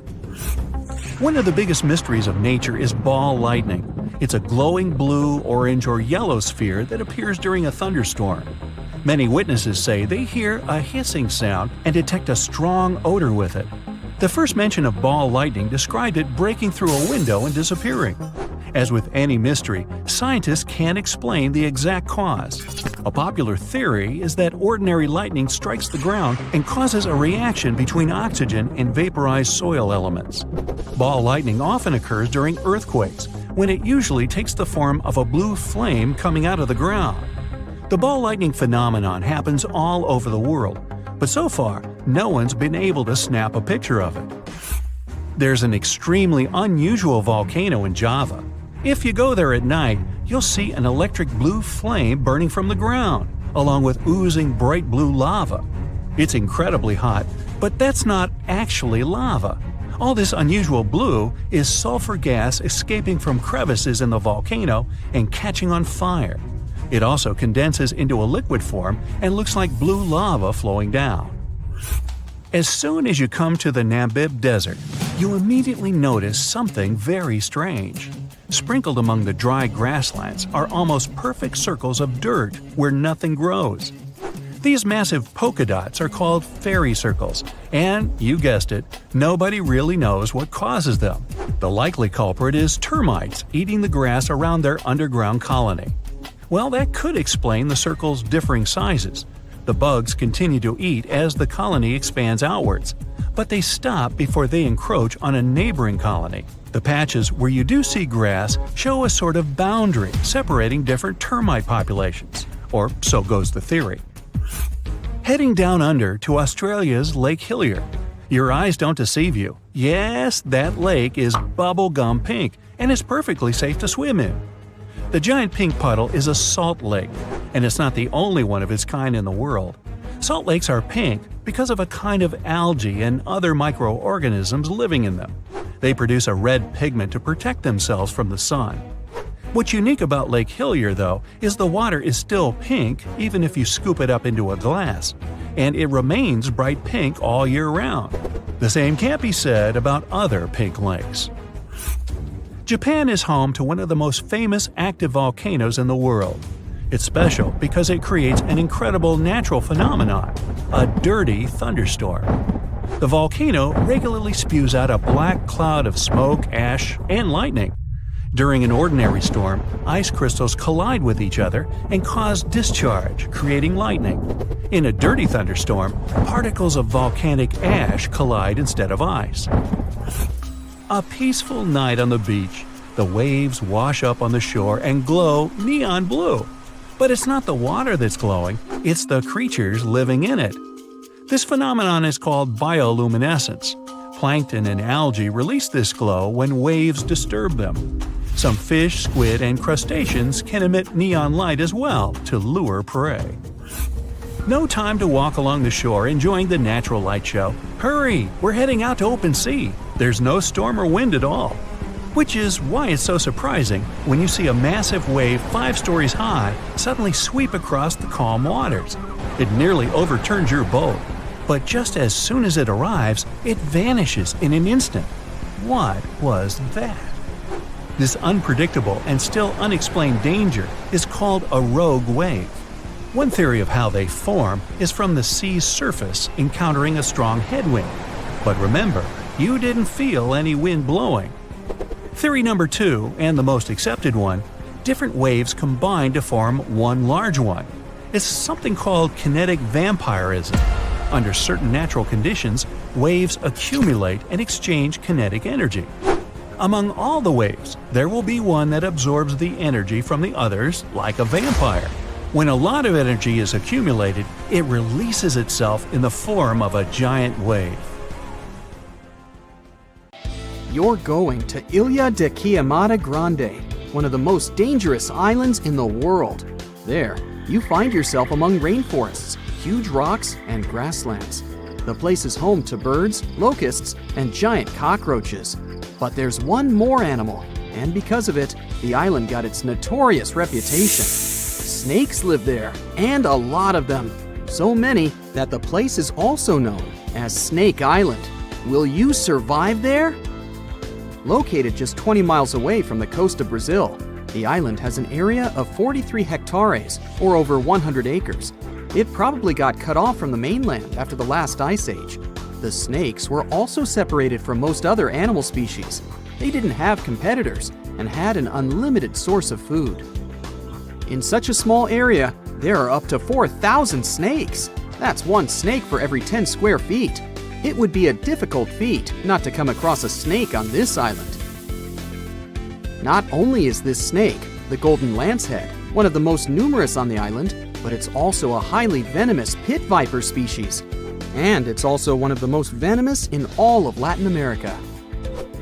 Its venom is so potent due to the isolation of the species, with only birds sharing the land with them. To catch these birds, the snake's venom needed to become extra strong. And indeed, since they got separated from their distant relatives, their venom has become up to 5 times more powerful. Most of the time, these snakes hide in the trees or amongst leaves on the ground.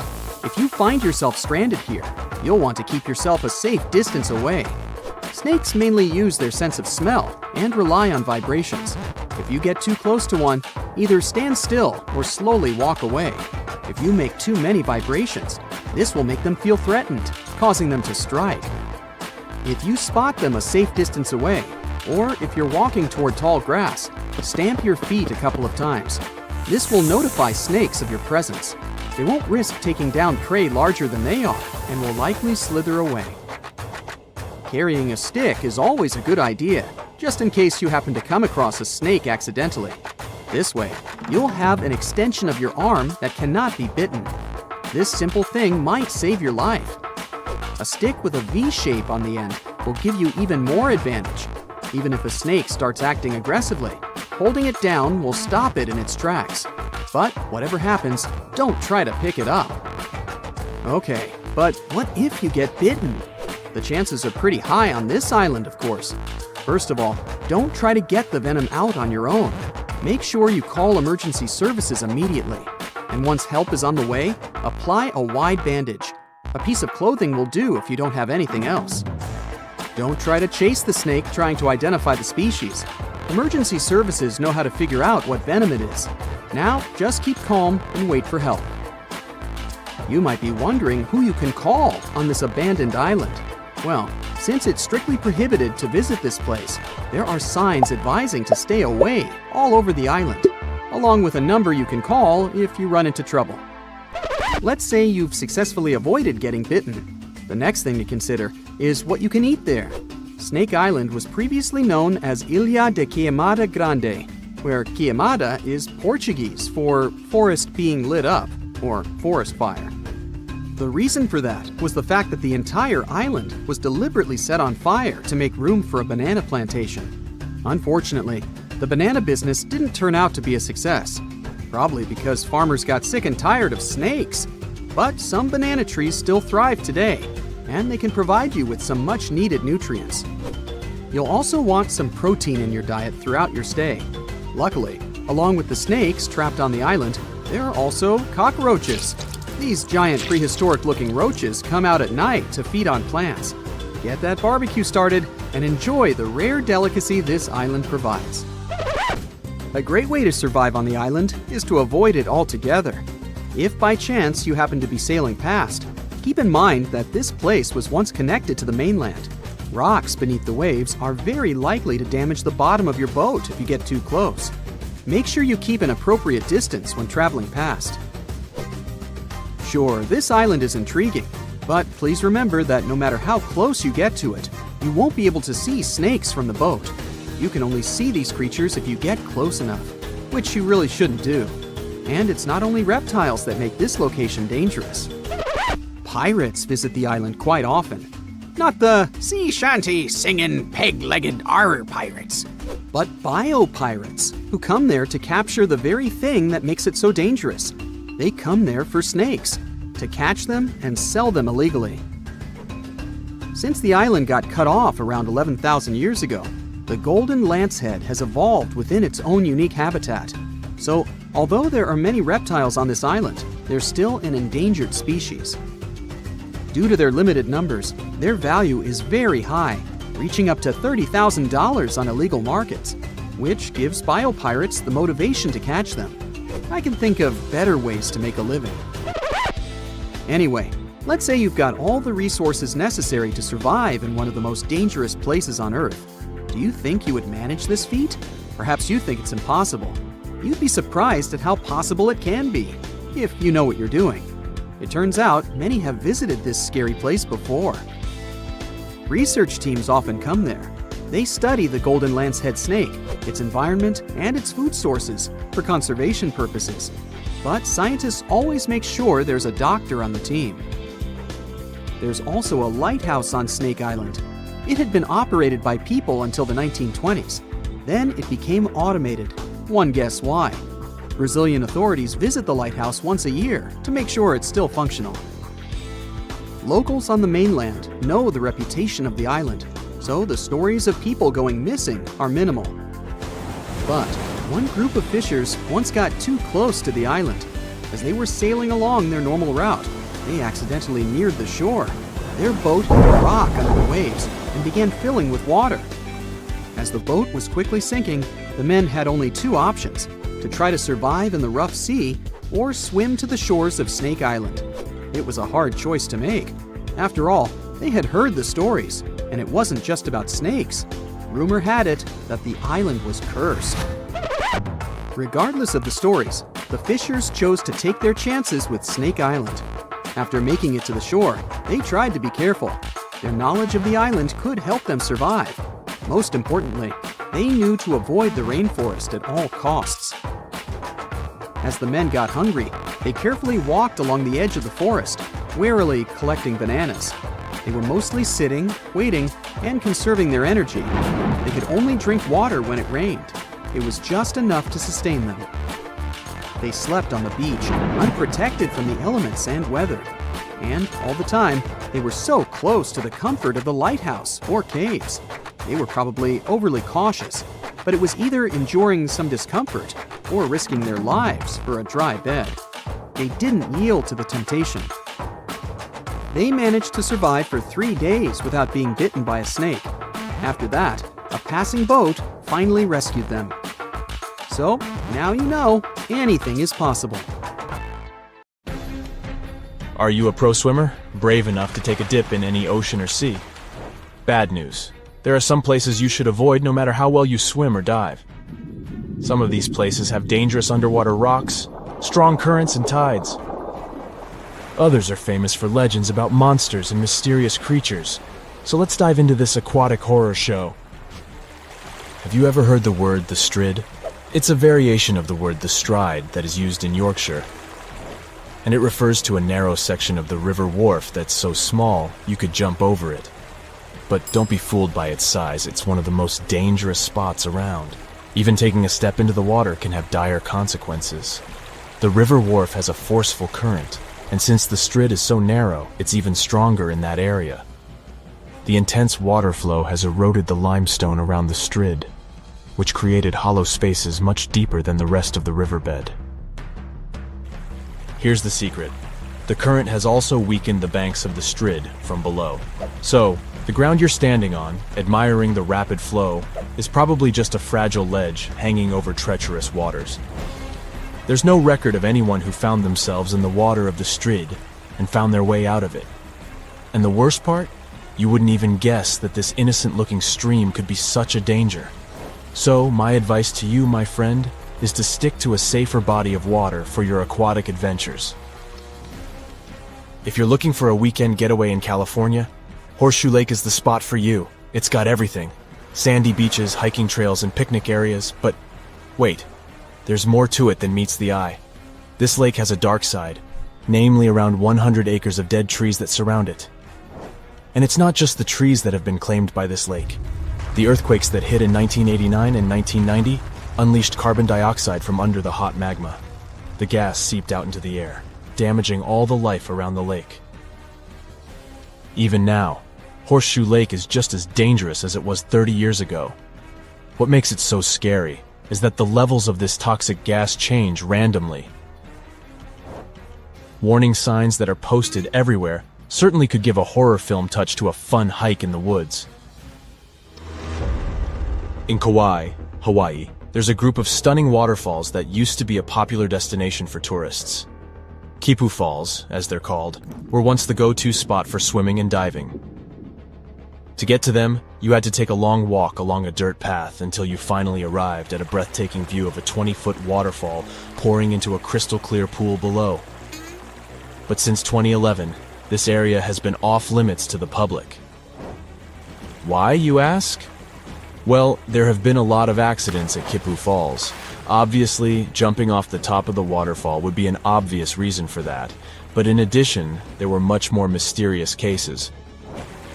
Witnesses tell tales of swimmers peacefully enjoying the pool at the bottom of the falls, only to be suddenly dragged under the surface. No definite explanation was found to these accidents. The locals believe that the water spirit Mo'o is to blame because it doesn't appreciate being disturbed by loud tourists.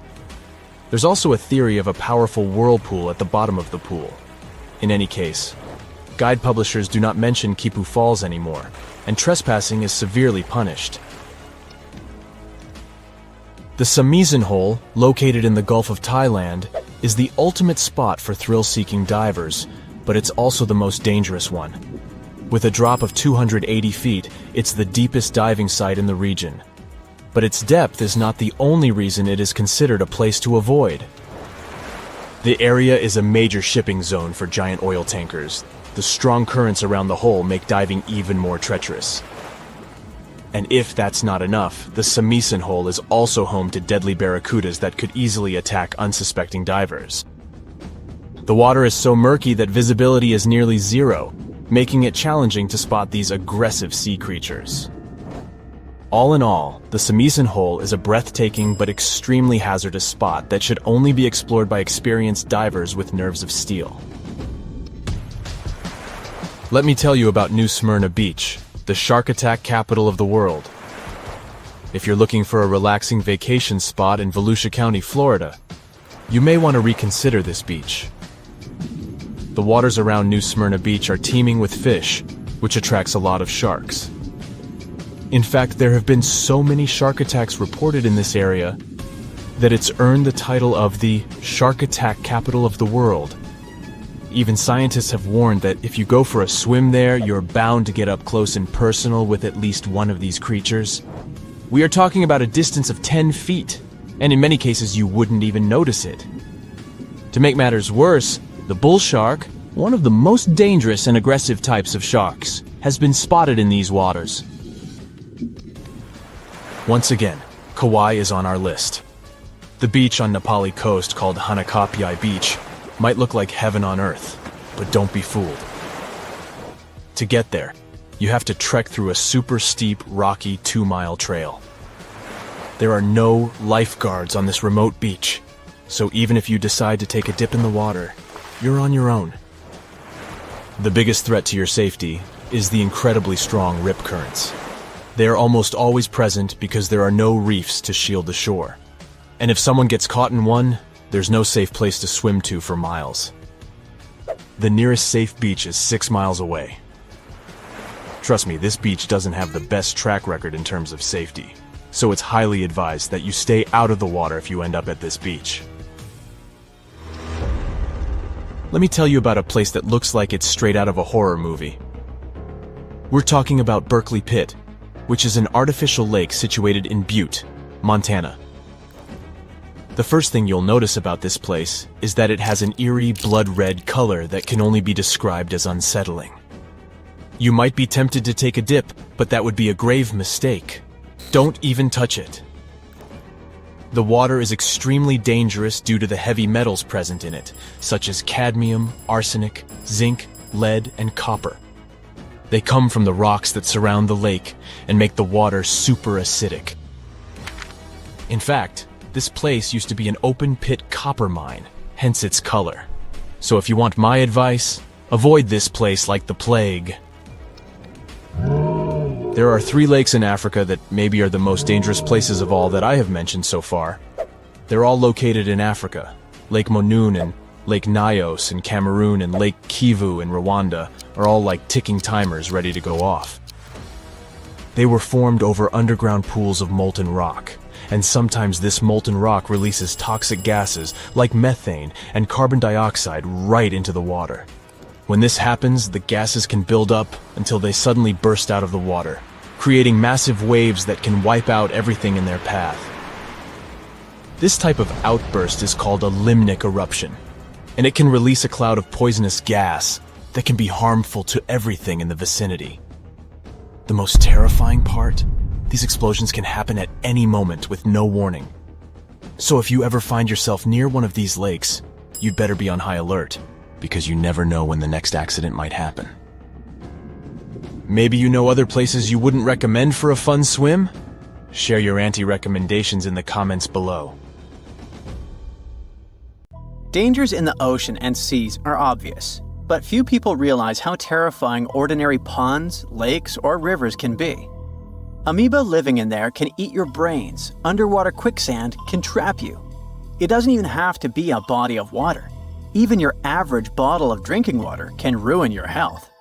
All because of these smelly, blooming algae. They can be blue-green, red, or brown. Touch them, and it can be your last day. Many algae species are toxic to humans and animals. These green buddies are cyanobacteria, and they can form harmful algae blooms. This bacteria can perform photosynthesis, and some of its species are capable of producing dangerous cyanotoxins. People can accidentally ingest these substances while swimming, inhale their vapors, or eat fish caught in contaminated waters. Algae toxins are so widespread that even a water you drink every day can have them. Although bottled water from a supermarket is much safer.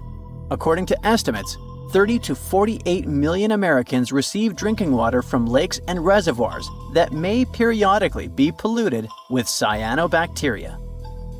In such cases, the algae can cause serious problems to health, depending on the class of cyanotoxins. It can cause skin irritation, liver damage, respiratory problems, and more. Also, take care of your pets.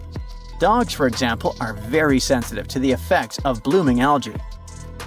Almost any water source contains phosphorus, nitrogen, and other substances necessary for the growth of plants, algae, and microorganisms.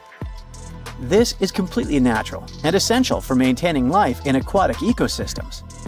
But when there's too much of these substances, they pollute the water and promote the growth of bad algae and bacteria.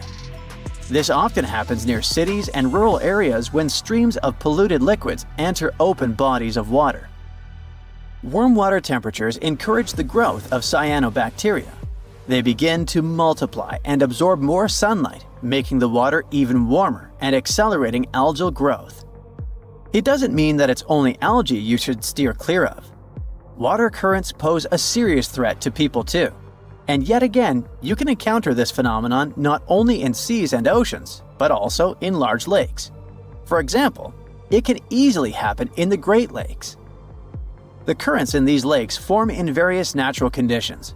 A combination of strong winds, uneven bottoms, beach slopes, waves, and other factors create dangerous water currents that may be invisible on the surface.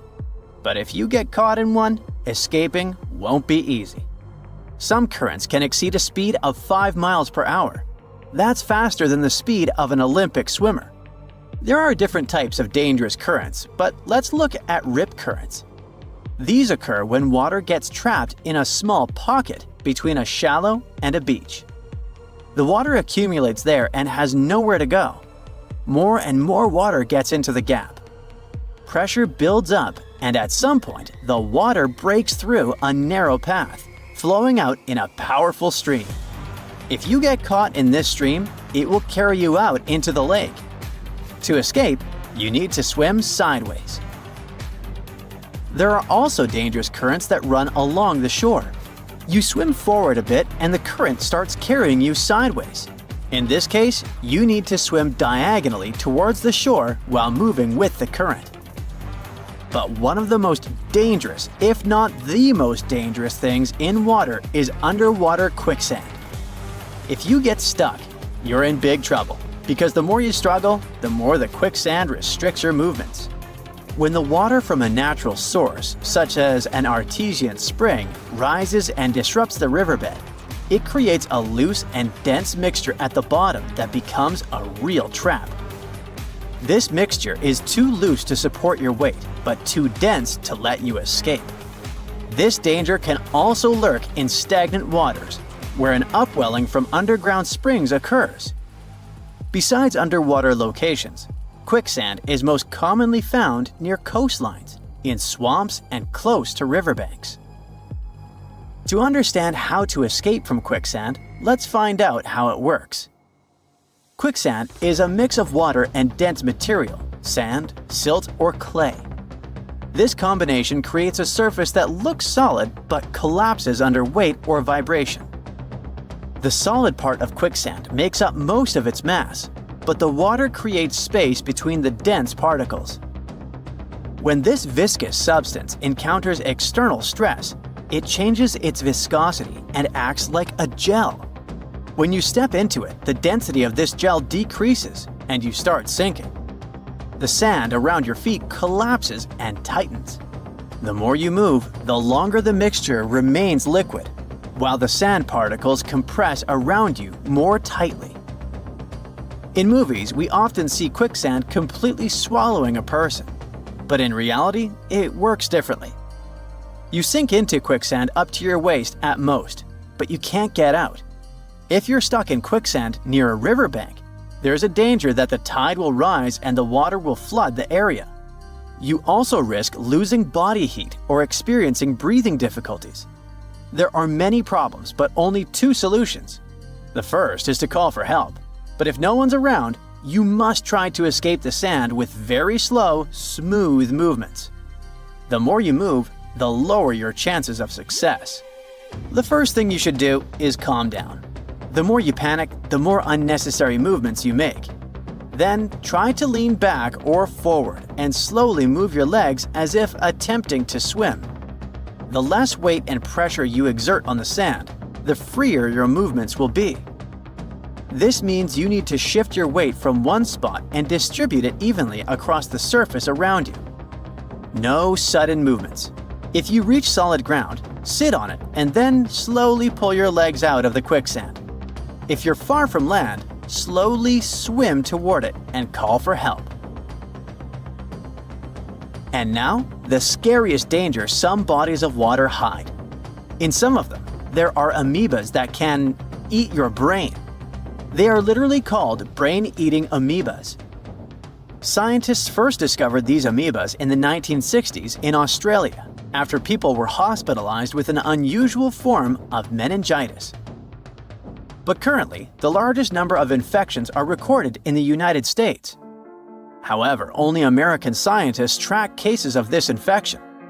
It's possible that in other countries, where such records aren't kept, people suffer from these amoebas much more often. The chances of surviving an encounter with them are about 3 to 5%. Brain-eating amoebas live in warm freshwater and soil. Salt water or water disinfected with chlorine is unsuitable for these creatures. Unlike toxic algae, brain-eating amoebas can't harm you if you swallow them. They infect the human brain exclusively through the nasal passages. When water enters the nose, the amoeba penetrates the nasal tissue, moving to the brain, and attacks the central nervous system. The first symptoms infected people feel are headaches, fever, neck stiffness, and nausea. The infection can develop within several days, but the more time passes, the worse the condition of the infected person becomes. If you feel something similar after swimming in fresh water, seek medical attention immediately. The chances of recovery are slim, but it's worth fighting for. Moreover, there have been cases where prompt medical help saved a person. It's impossible to detect the presence of these amoebas. If you're unsure but really want to swim in a lake, try not to dive. In this case, the amoebas won't have a chance to infect you. The main thing is to prevent the water from entering your nose. Even if you want to swim in a pool, make sure the water is well disinfected. But no matter how paranoid you get after this video, let's calm down a bit. There are not many cases of infection in the world that involve brain-eating amoeba. The chances of getting it into your nose are quite low. You're not always afraid of being attacked by a shark when you swim in the sea, are you? But still, be careful. Welcome to the spooktacular tale of the John Lawson House in New Hamburg, just 80 miles north of New York City. This 150-year-old home is known for its creepy mannequins that used to magically change outfits and poses on the front porch. Some say these mannequins were haunted by spirits from tragic events that happened nearby in the 19th century. Back in the day, the Lawson family built this historic home in a bustling riverport village. Tragedy struck when a train accident and a destructive fire occurred near the house in the 1870s, causing chaos and taking many lives. The mysterious mannequins appeared without explanation, dressed in old-timey clothes and accessories. The homeowner was unknown when that creepy stuff was first noticed. Sometimes, mannequins would hold something in their hands, like books.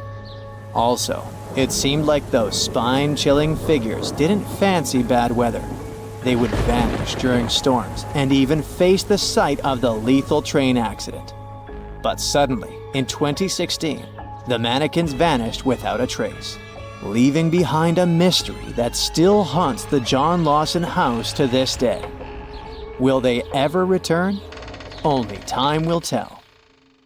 Venice, the one in Italy, not a neighborhood in California, maybe considered the city of love and all, but Pavelia Island has a fishy reputation. Made up of 2 natural islands and 1 human-made one with wooden pillars and layers of earth, this place is like a creepy puzzle waiting to be solved. One island is covered in greenery, another has the main buildings, and the smallest is basically a fort. The island is now deserted with just a few lonely structures left standing. Rumor has it that about half of the land on the island is made up of human ashes. Yikes. According to stories, when a plague hit, the hospital had to figure out what to do with all the bodies. Supposedly, they ended up burning them, but some say that over 100,000 victims were actually buried in mass graves, called plague pits.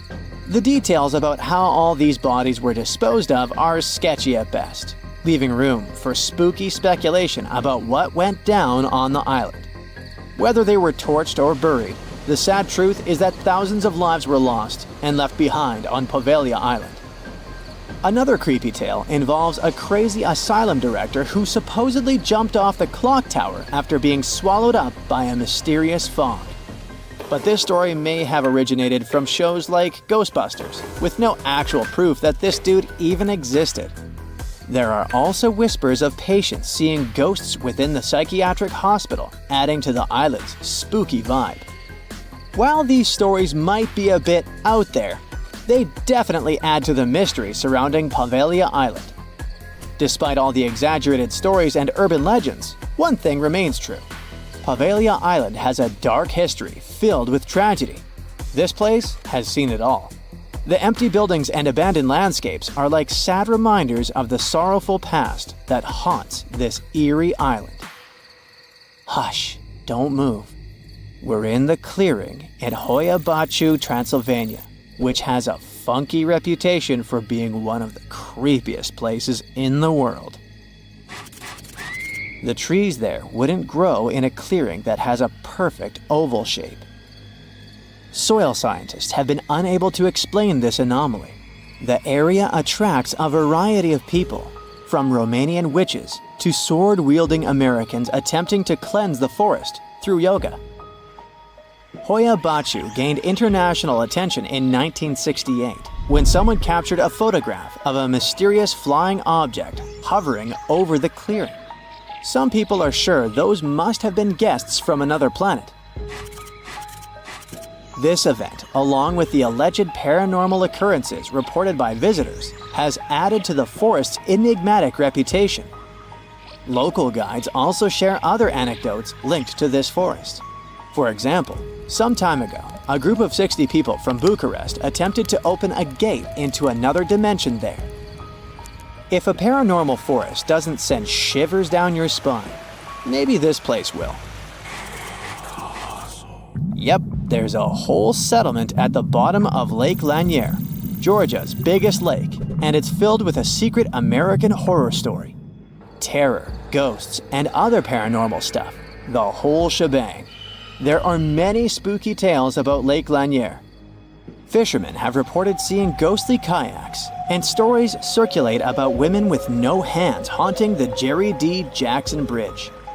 Plus, the lake has a dark side, with over 500 demises since it was created and more than 200 since 1994. People talk about good swimmers getting snatched under the water, mysterious boating accidents, and vehicles crashing into the lake for no reason. Locals will straight up tell you, don't go to Lake Lanier. And with the lake stats, it's hard to argue. Some say the lake is cursed, but it's up to you to decide. The Poison Garden is a misleading, beautiful place where danger lurks behind every leaf.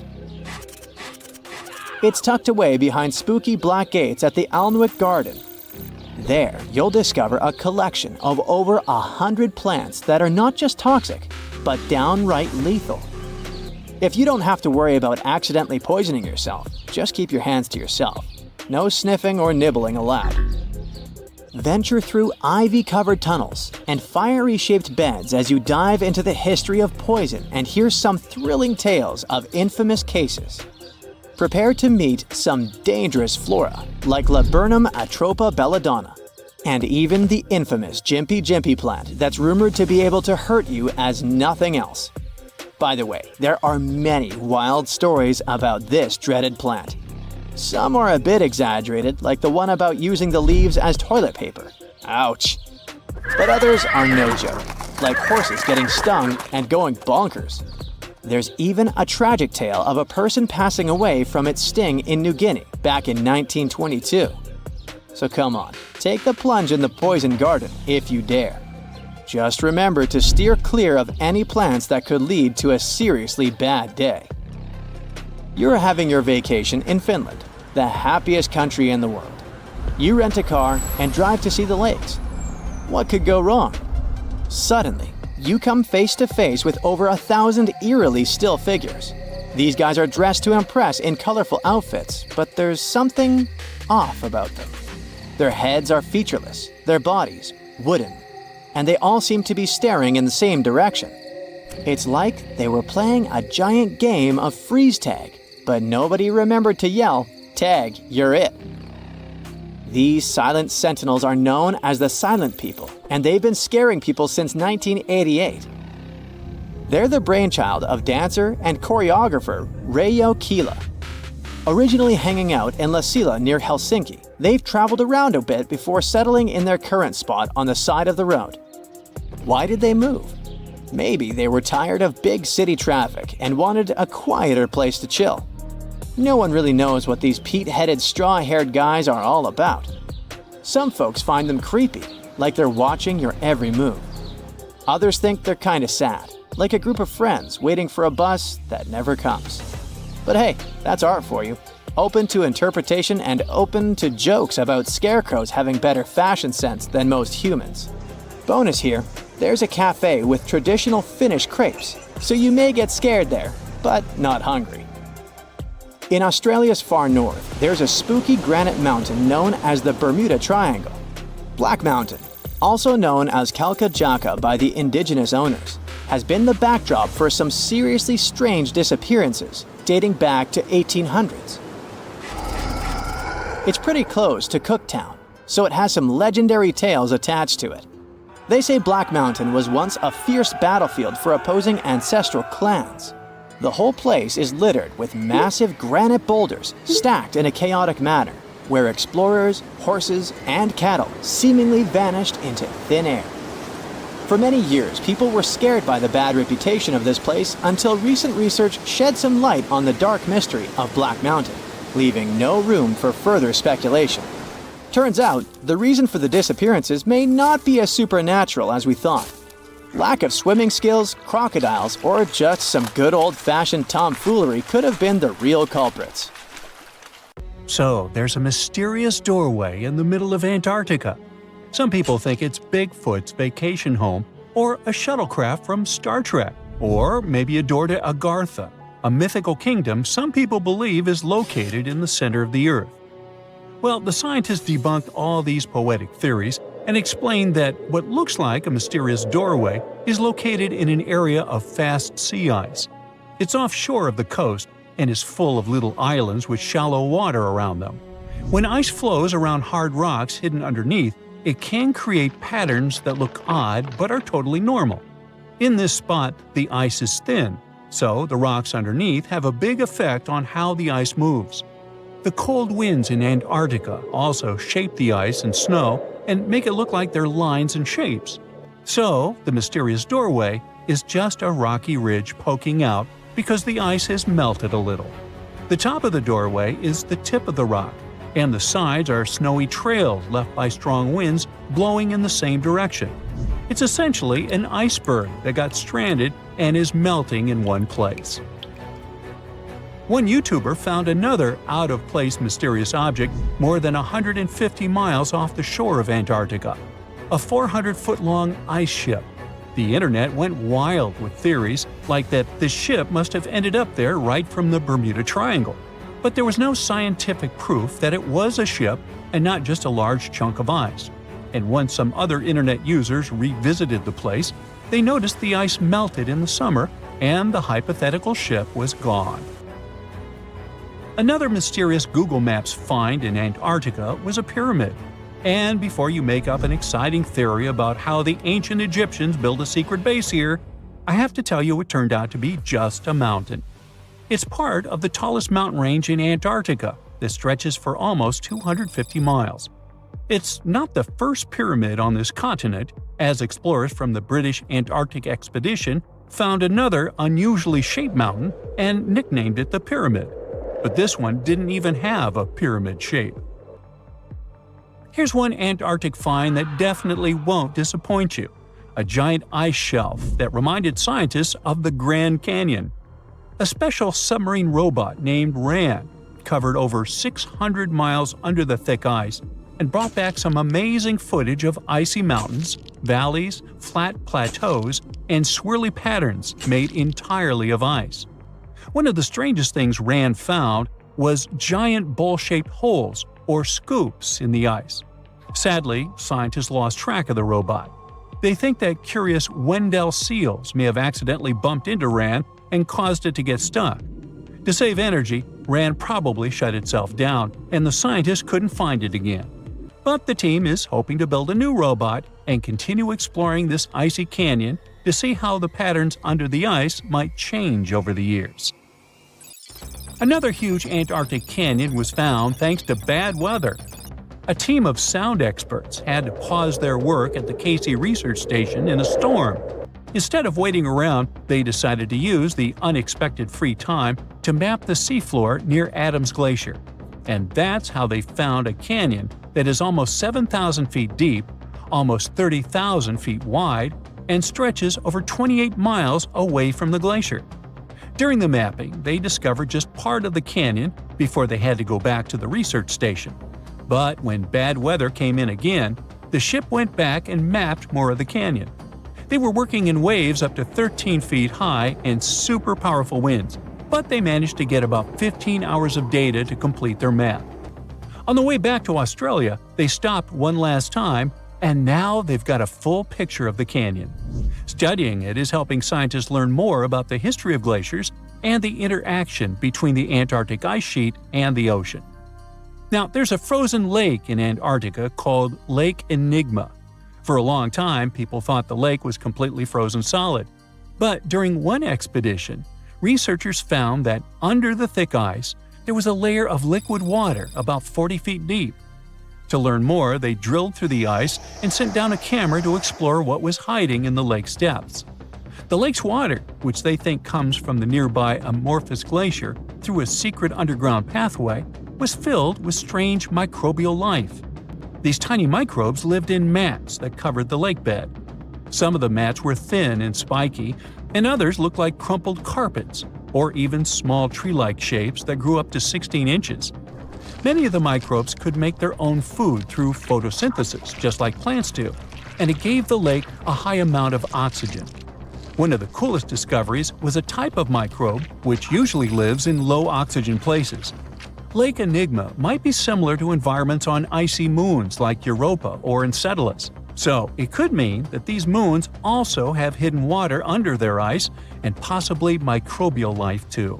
One more mind-boggling discovery from Antarctica is tiny pieces of amber in mudstone, found here for the very first time. It took scientists years of studying incredibly well-preserved fossilized roots, pollen, and spores that they found back in 2017. Amber proves that resin-producing trees once grew in Antarctica, part of a lush rainforest that existed near the South Pole during the mid-Cretaceous period. Back then, disclaimer, I wasn't around then, the trees would have had to survive through months of darkness during the long Antarctic winters. Scientists believe they adapted by going dormant for a long time. The amber pieces the scientists found are tiny, but they are beautiful shades of yellow and orange with bumpy surfaces that show how the resin flowed out of the trees. This resin likely leaked out to protect the trees from insects. It was preserved because water quickly covered it and kept it safe from sunlight and air. A scientist was browsing through satellite images for brown trails of penguin waste and found 4 new colonies of emperor penguins at the base of the globe. These new colonies likely have been around for years, though 3 of them are rather small, with fewer than 1,000 breeding penguins each. One of the new colonies was found close to a place called the Lazarev Ice Shelf, where there used to be a larger penguin colony. They thought this colony went extinct in 2019, but it seems the penguins have just moved a bit because of changing sea ice conditions. So studying them can help us learn more about how emperor penguins adapt to changes in the environment. Now, there used to be a giant river system in Antarctica 40 million years ago. Researchers found proof of it after studying soft sediments and hard rocks from the frozen seabed. They looked at tiny bits of radioactive elements, like uranium and lead, and learned that the deeper dirt came from the time of dinosaurs. The dirt closer to the surface was younger and had an interesting pattern, like the kind you see in river deltas today, such as in the Mississippi River or Rio Grande. Scientists found tiny signs of life in the sand. The river that once flowed here started in the Trans-Antarctic Mountains and traveled 930 miles before it reached the sea. Researchers kept studying newer layers of dirt from about 20 million years ago. They hope this will help them predict what the Earth's weather patterns might be like in the future. Well, here you are. You're getting into your submarine, feeling a bit anxious. You're going to descend hundreds of feet underwater to explore the ocean floor. So many things can go wrong. Technical issues, insane water pressure, dangerous marine monsters, mysterious eerie sounds. Wait, what? Eerie sounds so deep underwater? Yep, a strange humming noise is coming from the ocean depths. What makes it even creepier is that it only appears during dusk and dawn. This noise might act as a dinner bell, since it's likely to have a connection to massive groups of sea creatures moving up and down through the water to feed. But so far, it's just a theory. Using highly sensitive underwater microphones, researchers recorded a mysterious low-frequency hum at depths of 660 to 3,300 feet. The sound wasn't very loud, just 3 to 6 decibels above the usual ocean background noise. For comparison, when someone is whispering in a quiet library, the sound reaches 30 decibels. The underwater noise also had a puzzling or humming quality. The weirdest thing? Despite their efforts, the researchers couldn't pinpoint a single species responsible for the sound. The noise originates in a region known as the twilight zone of the ocean. This region is dark and doesn't have many nutrients, with no sunlight for photosynthesis. Life here relies on organic debris falling from above, such as deceased organisms or waste material. At the same time, while it may sound barren, the twilight zone is far from empty. A 2015 study estimated that up to 90% of the world's fish could live in this zone, including many undiscovered species. Now, back to the mysterious noise. The researchers believe the sound may be linked to the vertical migration of small marine creatures like fish, shrimp, and squid. These animals move upward toward the surface at sunset to feed on plankton and nutrients, using darkness to avoid predators. At sunrise, they return to the depths to hide. This migration, which is one of the largest animal movements on Earth, involves billions of organisms and occurs daily. Scientists suspect that the strange hum might occur during this migration, as a way for the creatures to communicate or coordinate their movements. It might also serve as a signal to indicate when it's safe for a group to go to the surface and feed.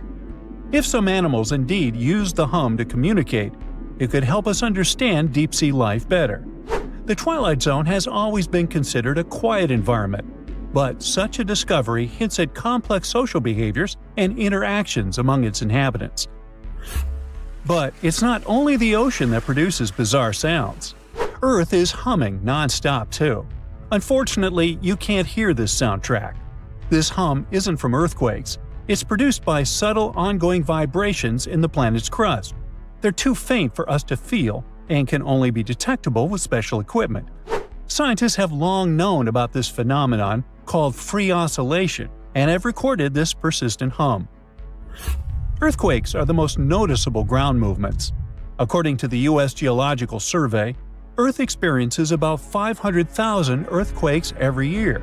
Of those, only 100,000 are strong enough to be felt, and around 100 cause noticeable damage. But in the quieter moments between earthquakes, the planet is still constantly vibrating with smaller, unnoticeable movements. Unlike the sudden jolts of earthquakes, this hum is steady and uniform, and it's a byproduct of microseismic activity. Seismometers, tools used to record ground vibrations, can detect this sound anywhere on land. For years, researchers have been debating the origins of this hum. Some thought it came from ocean waves reaching deep into the seafloor. Others believed it was caused by colliding waves on the ocean's surface. By 2015, scientists had confirmed that both factors contributed to Earth's constant vibration. And although this hum has been recorded on land, now we also have much clearer, more detailed underwater recordings. To study the hum, researchers used spherical seismometers on the seafloor in the Indian Ocean near an island east of Madagascar. Between September 2012 and November 2013, they placed 57 freefall seismometers across a 772 square mile area. These devices are designed to sink into the ocean floor and record even the faintest vibrations. Over the course of the 11-month study, the team filtered out noise from ocean waves and seafloor currents. They got clear, consistent signals of Earth's hum, with peaks at frequencies between 2.9 and 4.5 MHz, far below the range of human hearing, which starts at 20 Hz. The discovery of Earth's hum from the ocean floor is more than just a scientific curiosity. It gives researchers a new way to study how energy moves through the planet's crust and mantle. In any case, the world around us is filled with weird sounds that sometimes remain unexplained. One of the most intriguing examples is the bloop, an incredibly loud underwater sound recorded in 1997 by the U.S. National Oceanic and Atmospheric Administration. The sound lasted about a minute and began as a low rumble, which then increased in frequency. It was so loud that underwater microphones detected it across an astonishing 3,000 miles. Initially, some experts thought it was the call of a massive unknown sea creature. However, NOAA later determined that the source likely had been the calving of icebergs, when giant pieces of Antarctic glaciers had been breaking off and crashing into the sea. The sound, known as Julia, a strange cooing noise, could have been produced by an iceberg scraping along the ocean floor. Another sound, dubbed train, due to its resemblance to the sound of train wheels on a track, likely originated in Antarctica's Ross Sea. Then there is upsweep, a recurring seasonal scratchy noise detected in the Pacific Ocean since 1991. Despite years of research, its exact cause remains unclear. The underwater world also has bizarre sounds that can be described as choirs of fish. Scientists studying marine life off the coast of Port Hedland in Western Australia discovered that many fish species sing in synchronized choruses at dawn and dusk, much like birds. Over 18 months, researchers recorded tons of sounds, including foghorn-like calls from black jewelfish and rhythmic ba-ba-ba sounds from batfish. These fish songs, which often involve repetitive calls that overlap in large groups, are especially important for breeding, feeding, and territorial behavior. Deeper in the ocean, NOAA researchers also explored the sounds of the Challenger Deep, the deepest part of the Mariana Trench. They used a titanium-encased microphone that managed to survive the crushing pressure, over 1,000 times the atmospheric pressure at sea level. Over 23 days, the recorder captured loads of noises, from the haunting songs of whales to the rumble of distant earthquakes. Now, we've already figured out that the ocean is filled with strange sounds, but you can also hear weird noises above ground. One of the most puzzling is the hum, a low-pitched noise reported by people in specific areas, such as Taos, New Mexico, or Bristol, England. The sound is often described as a faint engine-like drone, and its source remains a mystery. Some researchers think it might be a psychological phenomenon, where people focus on subtle background sounds they might otherwise ignore. In any case, no definitive answer has been found yet. Geological formations can sing too. Utah's Rainbow Bridge, a massive 300-foot-high sandstone arch, vibrates like a guitar string when exposed to sounds, distant earthquakes, or waves near Lake Powell. Scientists have studied its frequencies to understand how such vibrations could affect the bridge's stability over time. Interestingly, visitors to the Rainbow Bridge have reported hearing faint humming sounds too. The skies also have their own eerie noises. For centuries, people in polar regions have described faint sizzling, popping, and cracking sounds, accompanying auroras. A Finnish researcher made the first known recordings of these sounds and traced their origin to electrical discharges in the lower atmosphere, about 230 feet above the ground. These charges, caused by magnetic storms fueling auroras, produce faint sounds during calm and clear nights. Other natural phenomena, such as icebergs grinding against the seafloor or volcanic activity on the ocean floor, produce groans, rumbles, and crackling sounds that scientists study to learn about glacial movements and underwater geological activity. I myself produce many unusual sounds and rumbles, but, that's a subject for another video, or my next annual review. Lake Michigan is one of the largest and most mysterious freshwater lakes in the United States. And now, deep inside it, scientists have stumbled upon something unexplainable. Vast, round craters scattered all across the lake's floor. It all started in 2022. A team of researchers wanted to map the lake's bottom and look for some shipwrecks.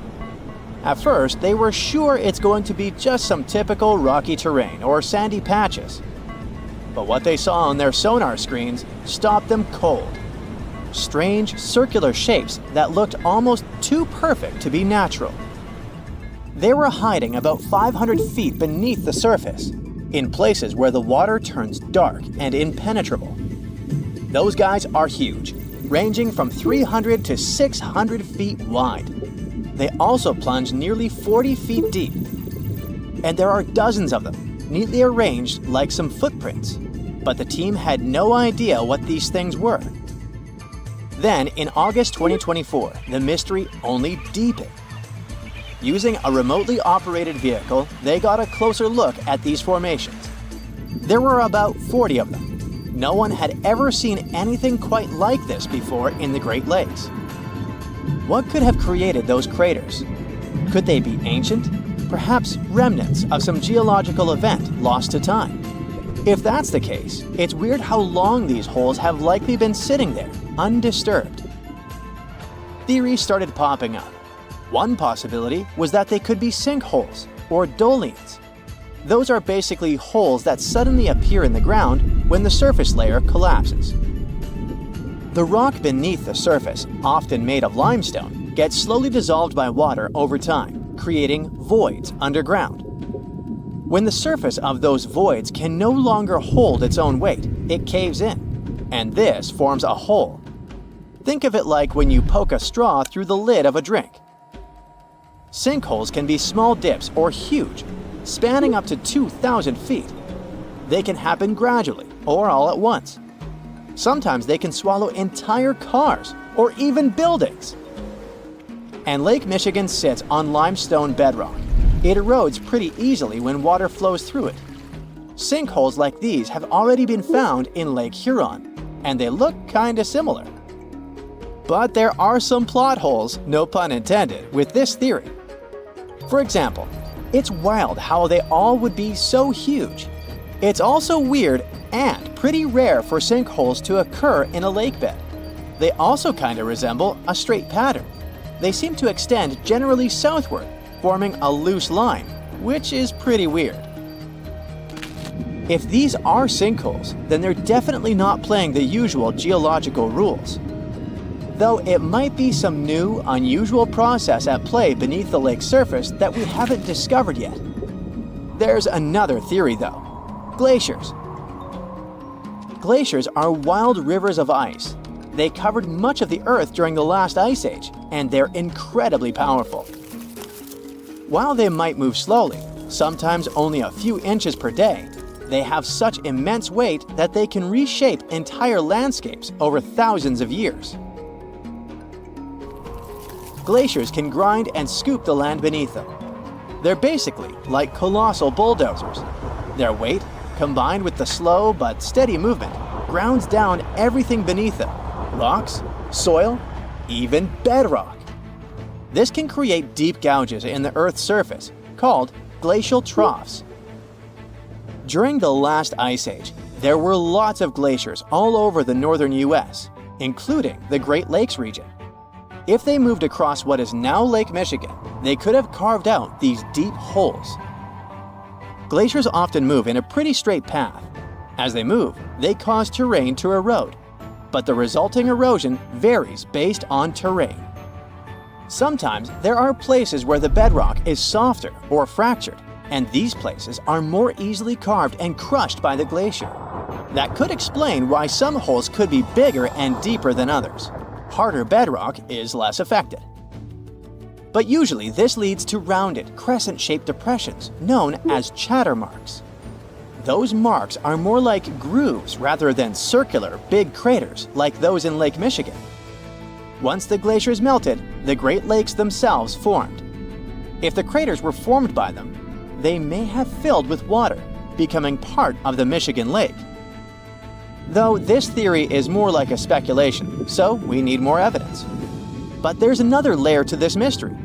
The craters are not just curious geological formations. They actually may hold valuable clues about early life on Earth. Parts of Lake Michigan, especially dark ones, are relatively low in oxygen. It's like a lighter version of deep ocean environments that often have very little of this element.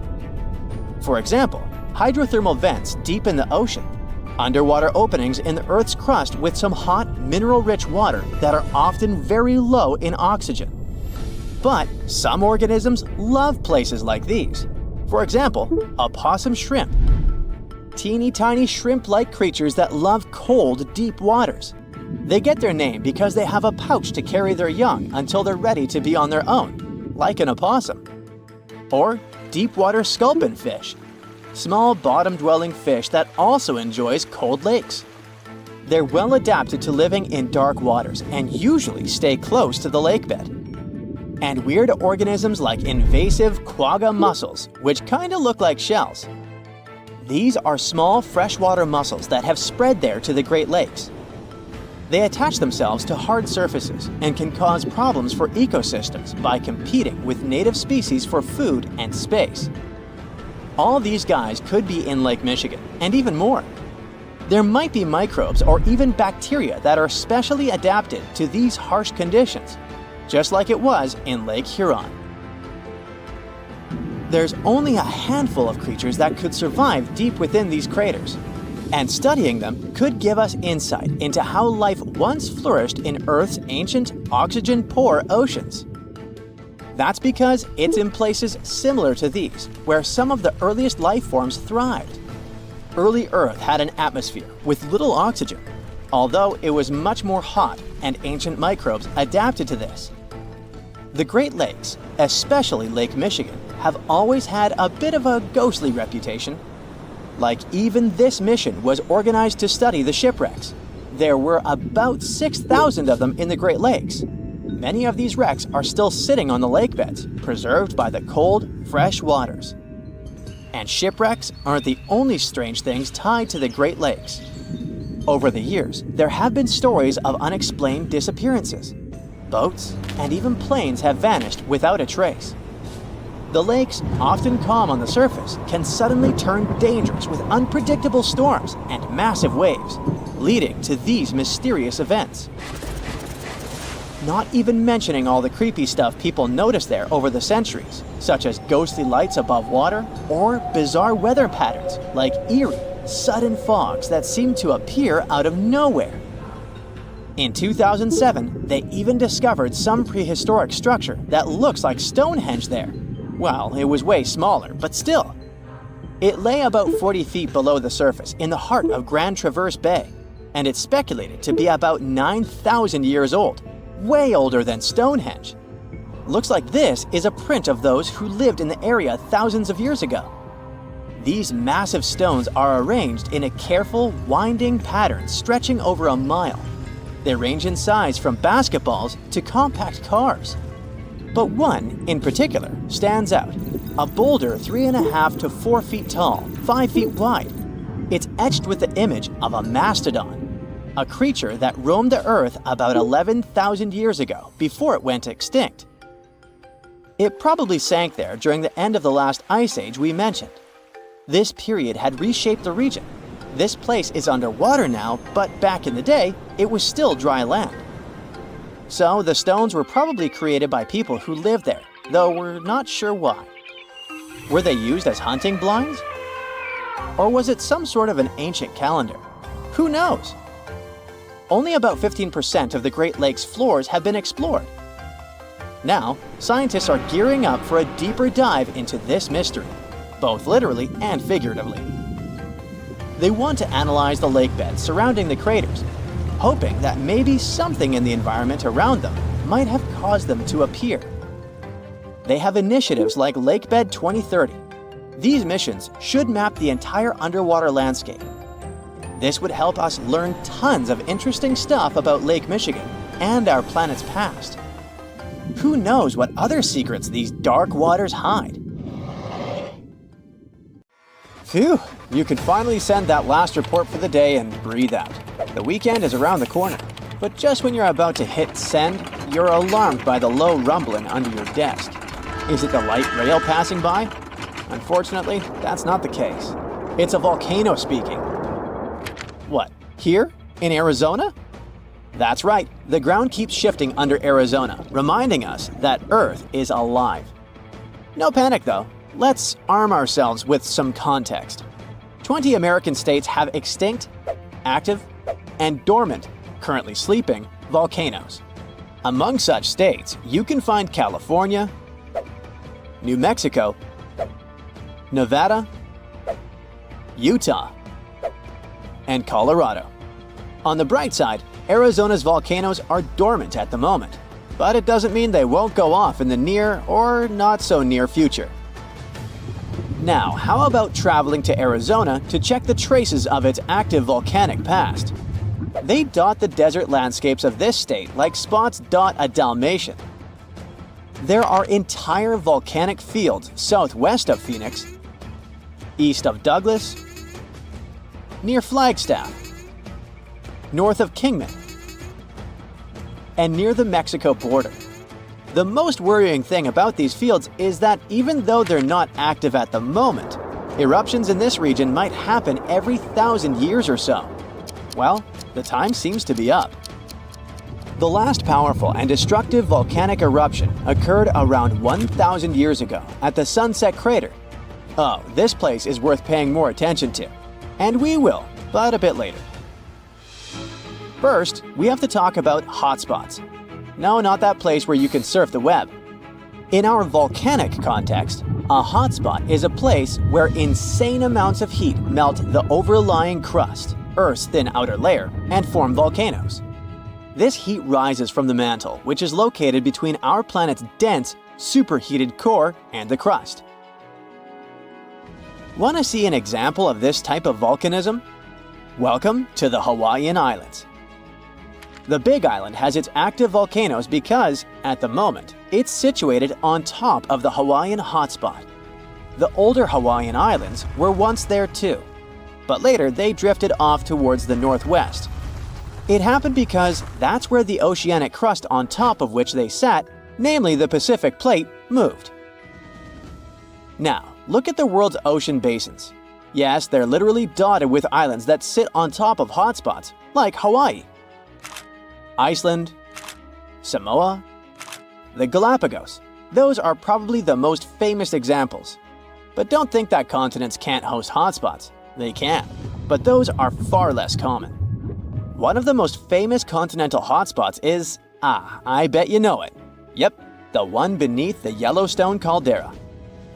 By the way, the caldera is a vast volcanic crater, especially one formed as a result of a massive eruption that led to the collapse of the mouth of a volcano. The Yellowstone hotspot is basically the creator of Old Faithful and the rest of the hot springs and mud pots for which the national park is famous. Speaking of Old Faithful, let's make a small detour and pay more attention to this wonder of nature. It's one of the most well-known geysers in the world. People have been coming from all over the globe to see it for more than a century. The cool thing about this geyser is that the likes of it can only form under very specific conditions. That's why they're pretty rare. Magma under the surface superheats pockets of underground water. The pressure there keeps growing until it eventually pushes the water upward with immense strength. A certain volcanic rock with a high silica content lines the tunnel through which this water escapes. Basically, it creates a unique pipe that can withstand unbelievable pressure and heat created by the water erupting above the ground. Old Faithful was the very first named geyser in Yellowstone. If you come to visit it expecting the thing to erupt every hour on the hour, you're gonna be disappointed.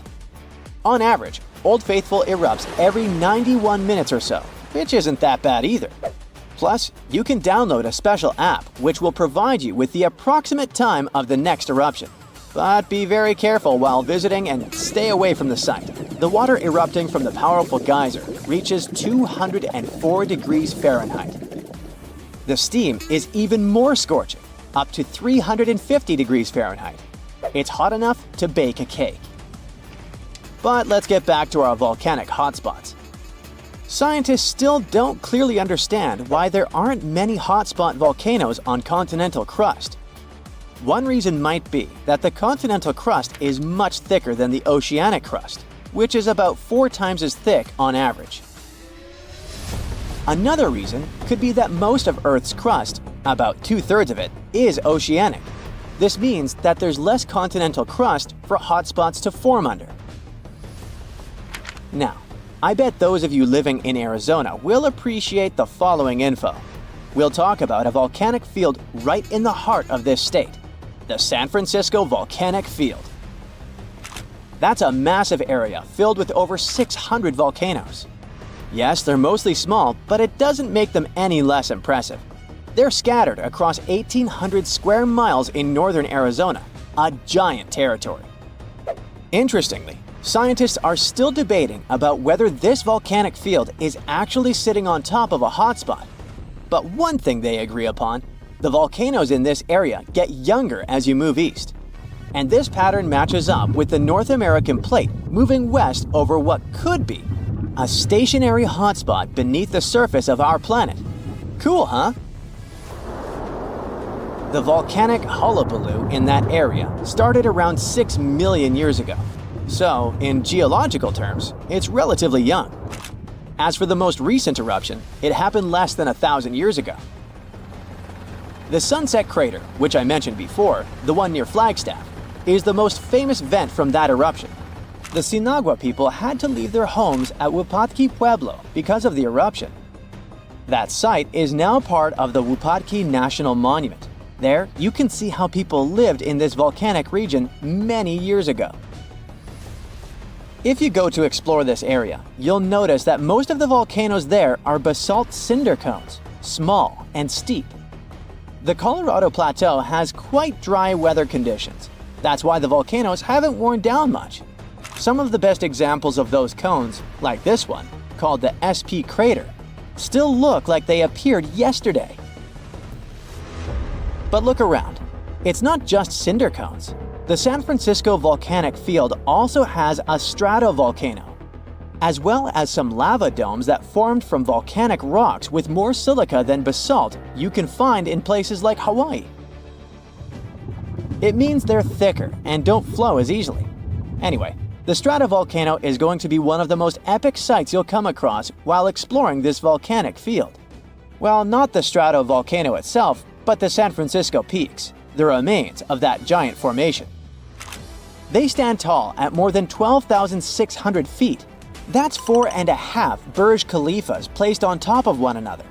It makes the peaks some of the biggest landmarks in northern Arizona.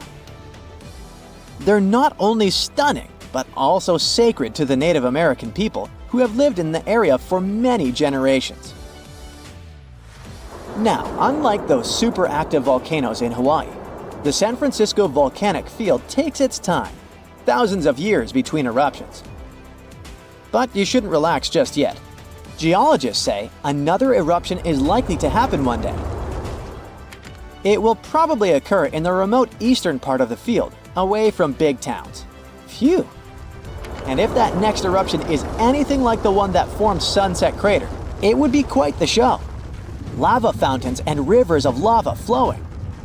At the same time, the next eruption might not happen for centuries, maybe even millennia.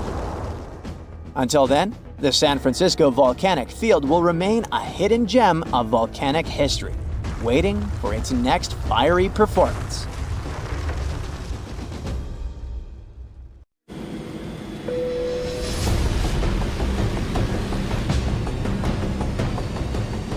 A loaded Boeing 777 bound for China vanishes into thin air. An eerie monolith suddenly appears in the middle of Utah's desert, only to disappear just as mysteriously. And one of Hollywood's most famous cars, James Bond's iconic Aston Martin DB5, has been missing since 1997. But one burning question remains. How can such massive things just disappear without a trace? Buckle up, because we're about to dive into these wild mysteries and explore what might be hiding right under our noses. The 18.5-inch high bust of Queen Nefertiti is housed in the Neues Museum in Berlin. Apparently, she was like the Beyoncé of ancient Egypt. Absolutely flawless, with high cheekbones, a slender nose, and that mysterious smile, all carved in limestone. But wait, where's her eyeball? Or rather, her iris? Yep, her left eye is just an empty socket staring into eternity. But take a closer look at the iris of the right eye. That, my friend, is quartz. At first, the archaeologist who found it assumed that the crystal had fallen out. So the team tried their absolute best to get it back. But they couldn't find it anywhere, which opened up space for other mysterious theories about its disappearance. Specialists thought that maybe in real life, Nefertiti had some ancient eye infection or a rare disease. But it turns out, nah. This theory probably isn't right, because other statues of her show the left eyeball. So maybe the artist got lazy and only finished one eye, or they just abandoned their studio. I mean, who doesn't feel like ditching work sometimes, saying, "I quit"? Or maybe this bust was just a demo model for official portraits, showing future sculptors how to carve the internal structure of the eye. I know it's hard to believe that this beautiful bust was just a prop for an art class. After all, it is ranked as a masterpiece of craftsmanship. But this theory has some backing. The unpainted sides of the shoulders are listed as the second clue that this bust was meant to be a model. But was it really? Well, nobody can prove it. All we know is that when the bust was found, the eye was already missing, as if it never even had one. So the mystery is still very much alive. From one ancient queen to another, but more modern. Yep, I guess we can say that. I'm talking about Queen Victoria. More precisely, about her missing parliamentary mace, a symbol of authority that's been lost since 1891. Here's the scoop. The 5-foot-long staff, made of silver and topped with a thin overlay of gold, was securely locked away after a late-night assembly. But by the afternoon, it had vanished without a trace. The prime suspect was Thomas Jeffrey, an engineer who was seen leaving the Parliament House with a large, noisy package. Jeffrey claimed it was just scrap metal for his workshop. Then there's a theory about a builder using an open window to sneak in and open the case, though the fingerprints on the windowsill led nowhere. And let's not forget the prankster rumor. Apparently, someone might have borrowed the mace for a joke and forgotten where they had left it. Finally, there's this wild tale of a group of Melbourne ladies supposedly taking it and tossing it into the Maribyrnong River. Despite all the wild theories, the mace is still missing.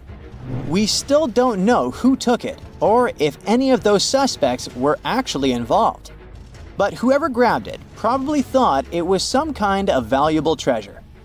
In reality, it was almost worthless, costing Parliament less than £300. Sure, that's about $50,000 today, which is not bad at all. But what I'm saying is, if the suspect was trying to get rich, it would have been a lot easier and more profitable to take any silverware or plates from the speaker's room. In 2020, a shiny metal monolith suddenly appeared in the Utah desert, like a sci-fi prop that got lost. Standing about 9.8 feet tall, it looked like it was waiting for cosmic entities or a film crew to show up. But instead of that, the monolith took center stage in a real-life mystery. The monolith was found by a helicopter pilot doing an annual bighorn sheep count above a rugged area in the desert. Soon after, the monolith's eerie appearance grabbed the media's attention, sparking all sorts of wild theories. Most of them, of course, involved extraterrestrials. But my absolute favorite is that this piece was created by an avant-garde artist who's really into 2001: A Space Odyssey. While everyone was scratching their heads, a photographer reported seeing 4 guys come in, break the monolith apart, and make off with the pieces in a wheelbarrow. Yep, they literally rolled away with it. One of them even said, "Leave no trace," as if they were auditioning for a secret agent role. That means that while some were dreaming of interstellar visitors, the real action was probably much more down to earth. Still, the Utah monolith mystery remains unsolved. Nobody knows exactly who took it, and no one has seen it since. Yeah, that's right. Although people claim to have seen it being destroyed, one theory suggests that this strange piece might still be intact in the backyard of one of the suspects.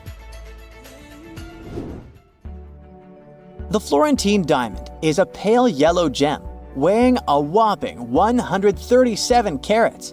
That's about the size of a small walnut, which makes it huge compared to the typical diamonds you find in jewelry stores. Unfortunately, this historical gem is missing, and its story sounds like it was ripped straight from an adventure novel. It all started in the 15th century with Charles the Bold, Duke of Burgundy. I mean, we think so because its origins are still disputed. Theory number 1 says that when Charles met his unfortunate end, he was wearing the diamond.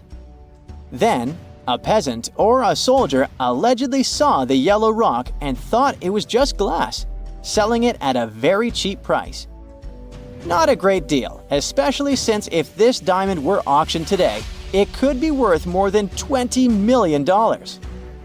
Some people think that this story is just a tale, because the first historical reference to the diamond comes much later, in 1657, when French traveler Jean-Baptiste Tavernier described a large gem owned by Ferdinand II de' Medici, the Grand Duke of Tuscany. So, that takes us to theory number 2. When the last Medici passed away, the Habsburg family put their hands on the gem, making it part of the Austrian crown jewels. When the empire collapsed, Emperor Charles I of Austria allegedly took the diamond with him into exile. In 1918, someone close to the imperial family decided to borrow the diamond, if you know what I mean, and took it to South America, along with other crown jewels. So, the Florentine diamond could have been part of a royal gem heist, but as a victim, I guess. Rumor has it that in the 20s, the diamond somehow made its way to the United States, received a bit of a makeover by being recut, and was sold off. But was it really? Well, no one knows. From priceless diamonds to cold Coke. Honestly, on a scorching summer day, a refreshing drink feels just as valuable. Next on our list is a mystery soda machine. This vintage gem popped up in Capitol Hill, Seattle, sometime in the late 90s. And let me tell you, it was like no other. People used to say that it had a bunch of mystery buttons that, instead of your usual Coke or Sprite, dispensed some pretty strange and elusive flavors. Imagine the fun of pressing a button and wondering if you'd get ginger ale, grape soda, or something bizarrely new. No one knew exactly who stocked the machine. Over time, locals spun legends that it was haunted or had a mind of its own. This mysterious Coke machine became so famous in Seattle that it had its own Facebook page with over 24,000 followers. Then, in June 2018, it vanished with a note saying, "Went for a walk." Theories flew about where the soda machine went, from the Space Needle to a secret life somewhere else. Unfortunately, despite a few faux sightings, the machine remains lost. If that's not the coolest, most enigmatic vending machine ever, I don't know what is. Let's suppose you're strolling along the beach in Hamamatsu City, Japan, soaking up the sun and listening to the waves, when, out of nowhere, you spot a 5-foot-wide metal sphere. Most people would probably freak out, thinking it's a spy balloon, a mysterious aircraft, or, I don't know, a Dragon Ball. This exact scenario happened to one guy last year. He probably thought it was just a weird beach ball, so he tried to push it. Naturally, it didn't move one bit. A month later, this giant metal ball was making headlines worldwide because no one had any clue where it came from. The local police, suspecting it might be dangerous, closed off the beach and got busy with X-rays. Eventually, once they realized it wasn't dangerous, the officials just decided to move the mysterious ball out of there. They said it would be stored for a certain period of time and then disposed of. But people are still scratching their heads about where it ended up. I mean, those words were pretty vague, and the authorities never exactly said what they did with it. I know we've been chatting about single items up to this point, but things are about to escalate. Over a dozen sculptures, murals, and installations have vanished in Baltimore, and nobody seems to have a clue why. Take The Guide, for example, a 15-foot-tall sculpture that stood proudly outside Baltimore City College for more than 30 years. One day in 2014, the city's art conservator shows up and, surprise, surprise, the sculpture is gone. But wait, how does a massive steel sculpture just disappear like that? Did no one see this happen? Well, apparently not. And this wasn't a one-off. Since 1992, 14 artworks have disappeared or been found in a sad state. Although some people have been investigating the case, so far, nobody has any idea what happened or where the works are. Maybe they were taken by some high-stakes art collectors, or perhaps someone thought they could use them as fancy garden gnomes. It's hard to think of anything more mysterious than an airplane disappearing without a trace. You have probably heard of Amelia Earhart, the groundbreaking American aviator who became a true legend. In 1932, she became the first woman to fly solo non-stop across the Atlantic Ocean, making a daring trip from Canada to Northern Ireland. Then, in 1935, she was the first person to fly solo from Hawaii to the US mainland, completing a dangerous 2,408-mile flight that had already claimed several lives. She also became the first female vice president of the National Aeronautic Association. Her list of records goes on. So let's just say she's got a bit obsessed with pushing boundaries. But her ultimate goal was to be the first woman to fly all the way around the world. So in 1937, she took off on this epic journey in a Lockheed Electra 10E.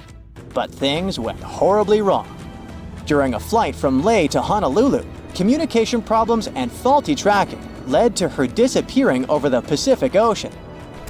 Despite tons of sea and air searches, neither she nor her plane was ever found, making it one of aviation's biggest mysteries.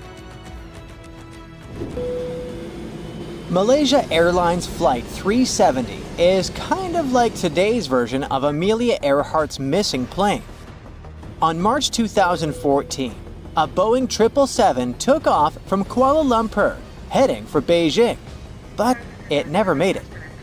It vanished from air traffic control screens, but military radar briefly picked it up when it strayed off course before disappearing completely. Picture a massive, high-tech search operation stretching from the South China Sea all the way to the Indian Ocean. What's really weird about this whole thing is that even with a huge search effort, both in the air and at sea, we still don't know exactly what happened. Theories range from the pilot intentionally crashing the plane and mechanical failure to an elaborate hijacking, but nothing concrete has turned up. The only thing we know is that the last confirmed signals from the plane pointed to a remote part of the Indian Ocean, and that's pretty much it. The next mode of transportation on our list became legendary thanks to the movies. There it is. It's James Bond's iconic Aston Martin DB5 from Goldfinger. This wasn't just any car. It was a superstar, complete with a hidden telephone, an ejector seat, tire shredders. It had more tricks up its sleeve than Bond himself. But on June 18, 1997, this famous DB5 vanished from a hangar in Florida. That's right, it just disappeared like a magic trick gone wrong. At that time, the car was owned by businessman and car collector Anthony Pugliese III and was worth a whopping $7 to $10 million. It wasn't the best disappearing act, though. Tire drag marks on the floor leading out of the hangar made investigators think the car was probably hauled out by its axles and loaded onto a flatbed truck. If that was the case, the thieves likely waited until after dark to make their move. Now, on to the theories. Some folks think it was shipped off to a secret lair, maybe a swanky palace in the Middle East. Others believe it might have been sunk into the ocean, Bond style. There's even a rumor that Pugliese himself hid the DB5 in a warehouse in New Jersey. Despite a six-figure reward and a detective hot on the case, the legendary car's whereabouts are still a mystery. The list of missing Hollywood props doesn't stop there, and Tony Stark might need to file a police report. In 2018, the original Iron Man suit worn by Robert Downey Jr. simply vanished from a warehouse in Los Angeles. That iconic red and gold suit from the 2008 Iron Man film, valued at $325,000, just poof, disappeared. You'd think if someone took it for the money, they'd grab more stuff from the prop storage, right? Come on, that place was full of objects from Hollywood. But nope, the suit was the only thing that disappeared. With no suspects in sight and no other items reported missing, this possible heist feels like it could have been pulled off by Thanos himself. You know, if he wasn't, well, fictional.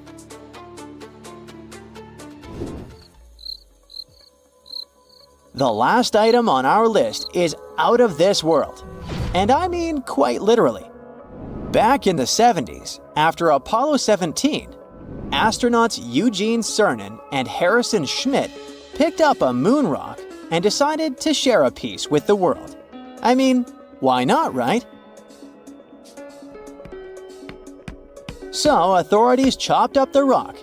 Actually, there were 3 different sources and sent 270 pieces as gifts to different nations around the globe. Fast forward to today, and over half of these Goodwill moon rocks have vanished. Some of them simply disappeared, while others just got tossed in the trash. As strange as it might sound, Ireland's moon rock ended up in Dublin's garbage dump after a fire at an observatory. Joseph Goodhines, a former NASA agent who became a moon rock detective, has been on a quest to recover those cosmic gifts. He even offered $10,000 for Malta's missing moon rock, but it still hasn't been found. Apparently, the moon rocks are like celestial treasures. So, if you've got a rogue moon rock hanging around, you might want to check if it's on Goodhines' radar.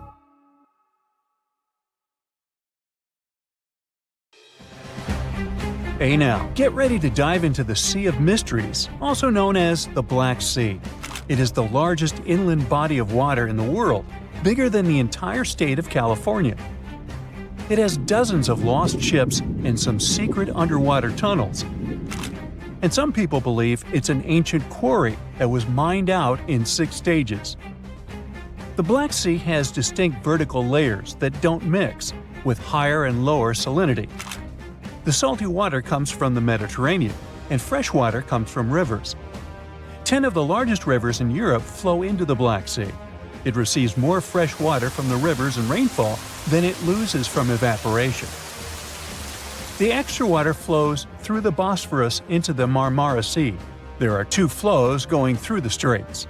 The upper flow leaves the Black Sea and takes surface water out of it. The bottom flow carries salt water from the Mediterranean to the Black Sea. That's why the upper layers of the Black Sea are less dense than its saltier lower layers. The oxygen that comes from the atmosphere and photosynthesis stays in the surface layers. Everything deeper than about 300 feet in the middle and up to 500 feet near the edge is not fit for life. Only certain bacteria can survive in these conditions. Although there's no air deep down in the Black Sea, the upper layer is home to around 750 species of phytoplankton. Eggs and larvae of fish and invertebrates chill in coastal regions. There are also 180 fish species in the Black Sea, and some of them are valuable, such as horse mackerel, spiny dogfish, and sprat. The water level in the Black Sea is always the same because there are no high or low tides, so the sea is always calm, quiet, and serene on the surface. But it has one surprise feature, an underwater river. It's a current of salty water flowing through the Bosphorus Strait and along the seabed. This amazing discovery was made by scientists from the University of Leeds and was announced in 2010. It's the first undersea river of its kind ever found. The river forms because salty water from the Mediterranean Sea spills through the Bosphorus Strait into the Black Sea, where the water is much less salty. The no-air zone of the sea is an ideal conservation chamber for what's hiding on its bottom. The Black Sea is like a treasure trove for shipwrecks, and we discovered it by accident. Some maritime archaeologists were studying sea levels to see how quickly the water levels rose after the last ice age, and they ran across over 40 previously unknown shipwrecks as a complete bonus. Researchers used 2 remotely operated vehicles to explore the seafloor and the wrecks. Thanks to it, we have a video and detailed 3D images of the ships that were stitched together from thousands of high-resolution photos. According to the New York Times, some of the standout discoveries among the 44 ships found include a medieval training vessel from the 13th or 14th century. Expedition members nicknamed another ship from the Ottoman Empire the Flower of the Black Sea for its beautiful petal carvings. The team also noticed unusual details on other ships, like coiled ropes, chisel marks, rudders, and other carvings. So far, they haven't announced any plans to excavate the shipwrecks, but the ships might be filled with historical treasures like books, parchments, and documents. It's worth a try to rescue them. The most extraordinary discovery in the Black Sea is what archaeologists believe to be the world's oldest intact shipwreck. It has been lying undisturbed for over 2,400 years. This ancient Greek vessel, 75 feet long, was found with its mast, rudders, and rowing benches all still in place, over a mile beneath the surface. Researchers believe the ship was a trading vessel, like those depicted on ancient Greek pottery, such as the Siren vase in the British Museum. This vase, or vase, dating from the same period, shows a vessel carrying Odysseus past the Sirens. The team took a small piece for carbon dating, and the results confirmed it as the oldest intact shipwreck known to humankind. The fact that it's so elaborate and well-preserved deserves a standing ovation for shipbuilders of the ancient world. Without microbes, worms, or other creatures to eat away the wrecks, it's no wonder the ships are in almost perfect condition. If the Titanic had sunk in these waters, we would have found it in a much better state now, not being eaten by nasty underwater microorganisms. Now, there's an interesting theory called the Black Sea Deluge hypothesis, which suggests a huge flood happened around 7,500 years ago. Two geologists in the 1990s suggested that at the end of the last ice age, when the Earth's climate was heating up, ice sheets were melting and sea levels were rising. The Black Sea was a much smaller freshwater lake. It was separated from the Mediterranean Sea by a natural dam at the Bosphorus Strait. As global sea levels rose, the Mediterranean overflowed into the Black Sea basin.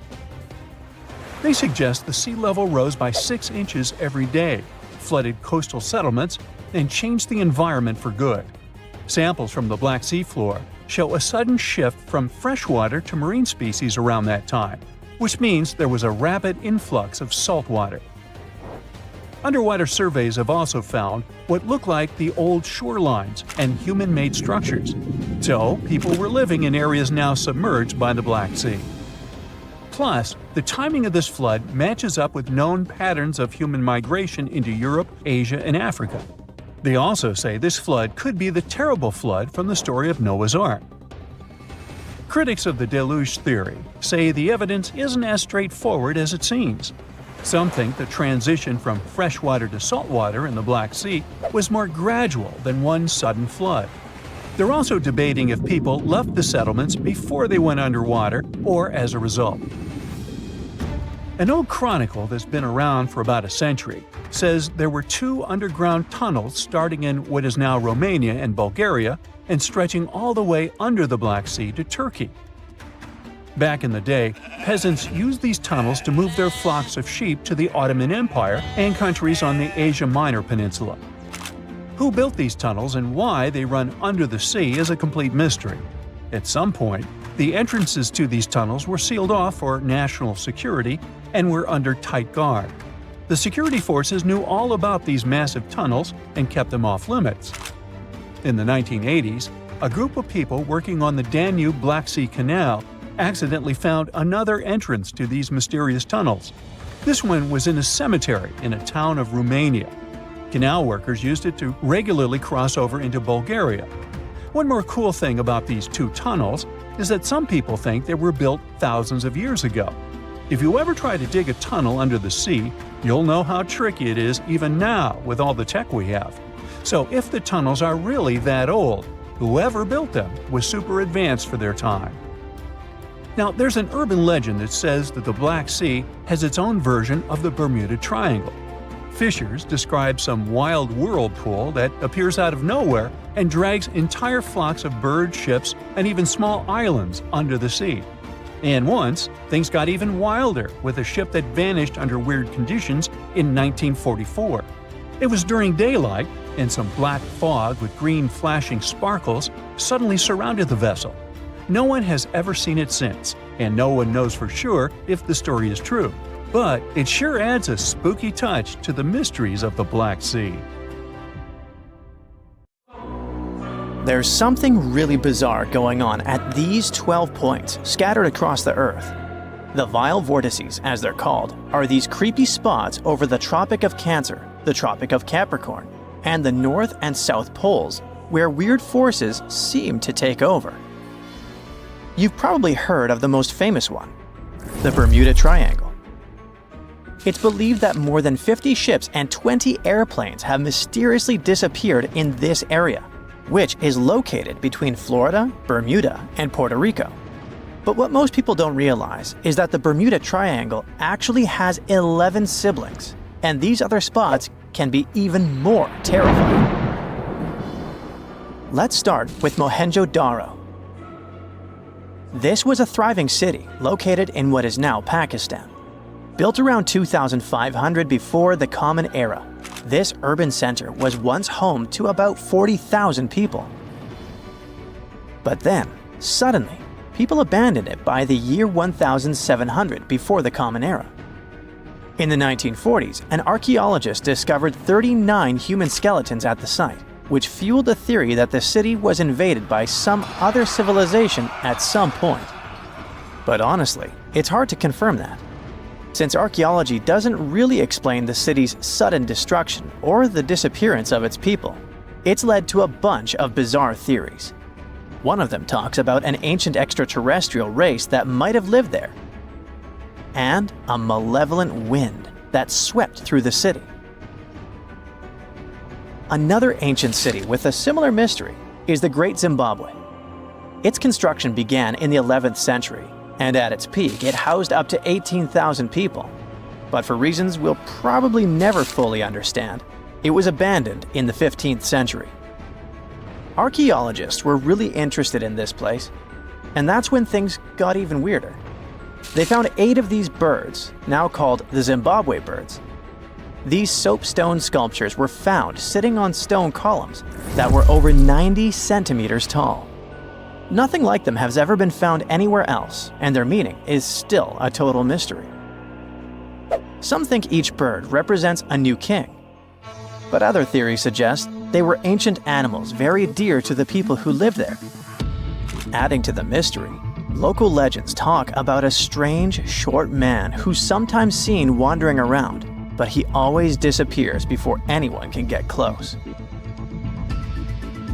Then there's Easter Island, another one of the 12 vile vortices.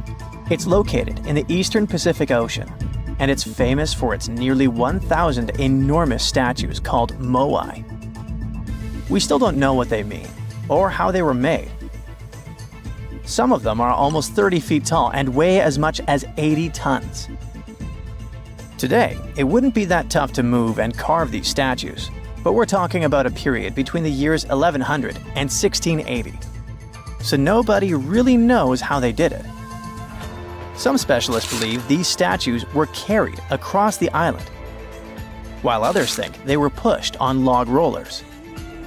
But the most bizarre theories suggest extraterrestrials were involved. Algeria is another land rich in ancient mysteries, and one of the most fascinating is something called the Djedars. These are 13 monuments with square stone bases and angular mounds, built between the 4th and 7th centuries. But the weird part is, no one knows their purpose. One of them had an inscription in Latin, but it was so worn down that the message was nearly impossible to read. The best guess so far is that these monuments were probably tombs for royalty, although no one knows exactly who was supposed to be buried there. What we do know is that there are many myths related to strange disappearances in the region.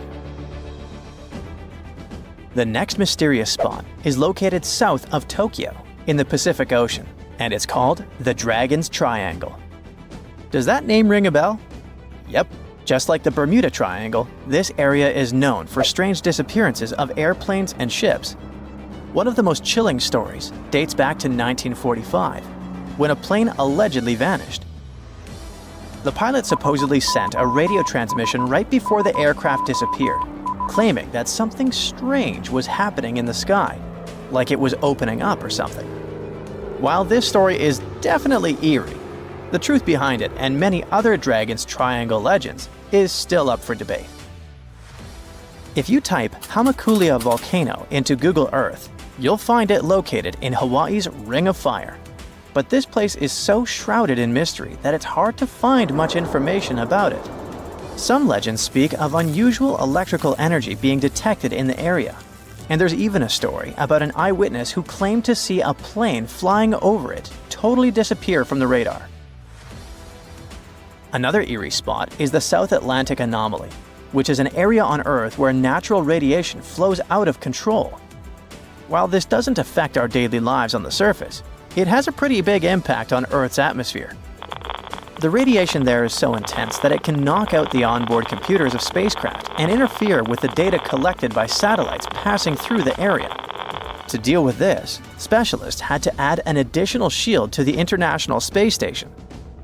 The South Atlantic anomaly is also linked to a weird event that astronauts experience called cosmic ray visual phenomena.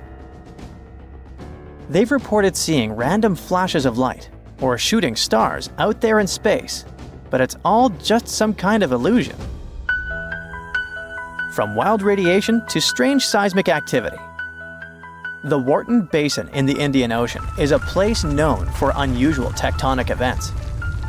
In April of 2012, a massive earthquake measuring magnitude 8.6 hit the region. This was considered the largest intraplate earthquake ever recorded, meaning it happened within a tectonic plate rather than at its boundary. This caught the attention of scientists, who now speculate that the region might be forming a new boundary between the Australian and Indian plates. But for now, this is all still one big mystery. Now let's head to the Pacific Ocean. More specifically, to the New Hebrides Trench. This submarine trench is about 750 miles long and 45 miles wide. It formed when the Australian plate slid under the New Hebrides plate. There's no doubt that this is one of the creepiest and deepest spots in the ocean. The danger isn't just down in the deep sea either, as this trench has been connected to several earthquakes that affected New Caledonia and Vanuatu. This area also has some strange features. For example, when scientists explored it, they didn't find a single grenadier fish down there. This type of fish is one of the most common deep-sea creatures you would expect to see in trenches around the Pacific. So why aren't they around the New Hebrides Trench? Maybe they know something we don't. The two remaining vile vortices are the North and South Poles. These two are on the opposite ends of the planet, but they share one thing in common: strange disappearances. One of the most famous stories from the North Pole happened in 1897. 3 brave explorers set out on a journey to reach the North Pole using a hot air balloon. But they never completed their mission.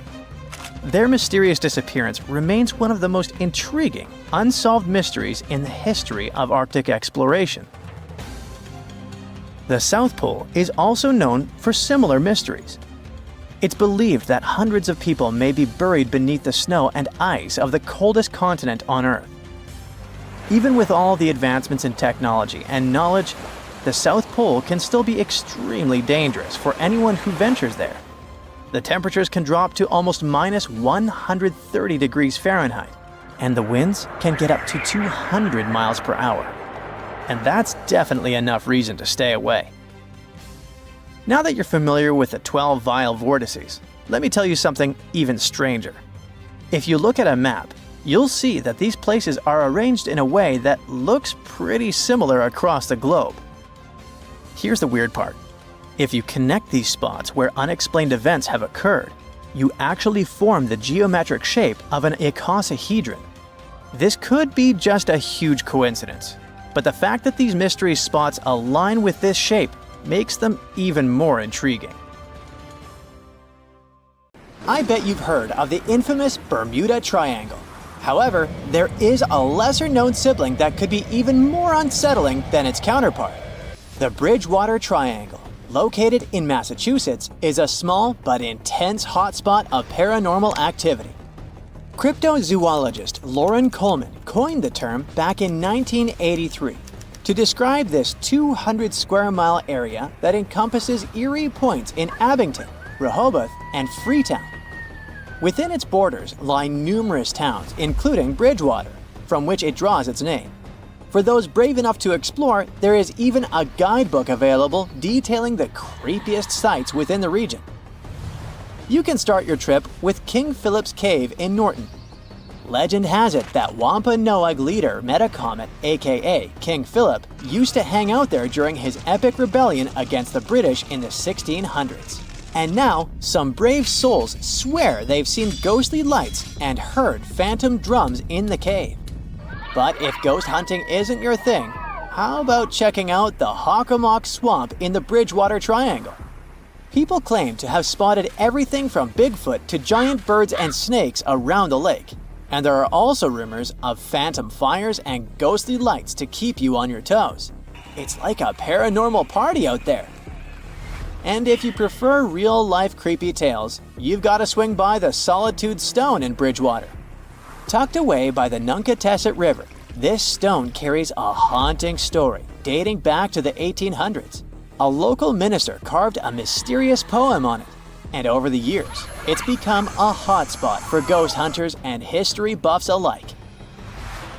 Located in Australia, the Monte Cristo homestead may appear as a charming Aussie home from the outside, but looks can be deceiving. Behind its closed doors lies a sinister story that has led to its reputation as the most haunted house in Australia. It was originally owned by Christopher Crawley, who made his fortune with the Railway Hotel in Junee. Dark events occurred within the walls of the Monte Cristo homestead. The Crawley family resided in the late Victorian-style mansion perched atop a hill overlooking the town. Tragedy struck with the demise of Christopher in 1910 and his wife Elizabeth in 1933. Upon the family's departure in 1948, the house fell into disrepair and was left abandoned. The Ryan family later purchased the homestead and worked to restore it, only to discover they were not alone. Strange occurrences such as unusual animal behavior and encounters with mysterious lights and ghostly figures prompted the Ryans to believe the house was haunted. Legend has it that at least 10 spirits roam the halls of Monte Cristo homestead. You can choose from a variety of ghosts at the haunted house: a young kid who was dropped by a nurse down the stairs, a maid who plummeted from a balcony, or a stable boy who tragically passed away in a fire.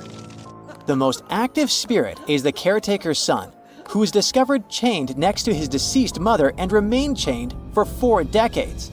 As of now, the house functions as a bed and breakfast, providing dinner and a ghost tour detailing its dark history. Braver guests have the option to stay overnight in the eerie residence.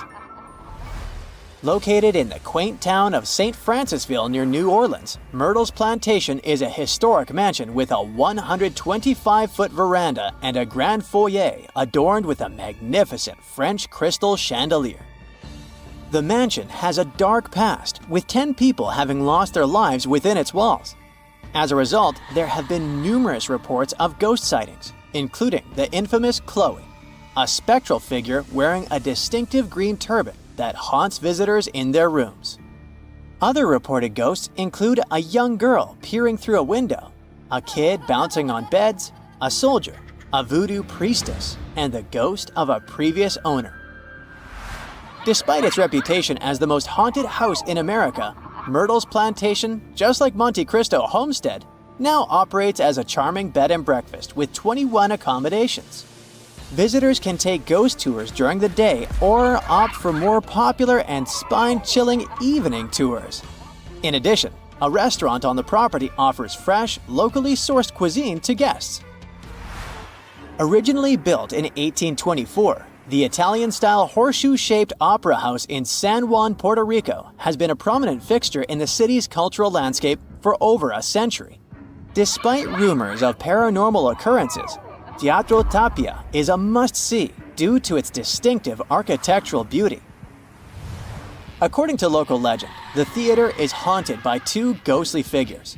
One is a woman in a red dress who appears in box 105 before disappearing, while the other is an actress who tragically fell on stage in the 1800s and is said to perform for invisible audiences before vanishing.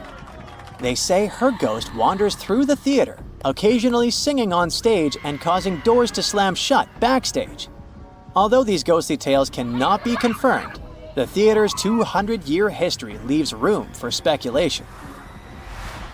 The Castle of Good Hope is the oldest building in South Africa, built between 1666 and 1679 by soldiers, sailors, and whatnot. The main purpose was to protect people living there. But apparently, it turns out to be a place that scares each and every person who visits it. You may say it's all just vivid imagination and there's nothing paranormal about this place, but here's the deal. Many people claim they heard voices and steps in the dungeon. Plus, the bell in the bell tower is said to ring sometimes, but it's not really possible for the bell to ring as the tower was bricked some centuries ago. There's a legend, though, that explains the eerie ringing. They say a soldier settled scores with life there, and it must be his ghost ringing. But wait, it gets even spookier. There's a ghostly black dog that likes to scare people, a tall glowing man who jumps off walls, and even a lady from the 18th century who still plays host to important guests. Today, the castle is a military museum and a spot for traditional ceremonies. The place is full of untold secrets waiting to be uncovered. Known as the Giant of Loire Valley, this French castle is seriously impressive. It has 7 floors, 204 rooms, loads of portrait galleries, and even its own opera house that fits 200 people. Originally built as a fortress back in the 11th century, it even got royal visits. But here's where things get really interesting. Apparently, the place is haunted by the Green Lady, aka La Dame Verte. She's said to be the love child of King Charles VII, and her story ended tragically in the 15th century when her husband did her in for cheating. People claim they've seen her ghostly figure in the chapel tower, decked out in her signature green dress with creepy, hollow eyes and a missing nose. Some even say they've heard her wailing throughout the castle. Now, this castle has been turned into a swanky hotel that throws cool events like markets. But if you're brave enough to spend a night there, the rooms there are lush.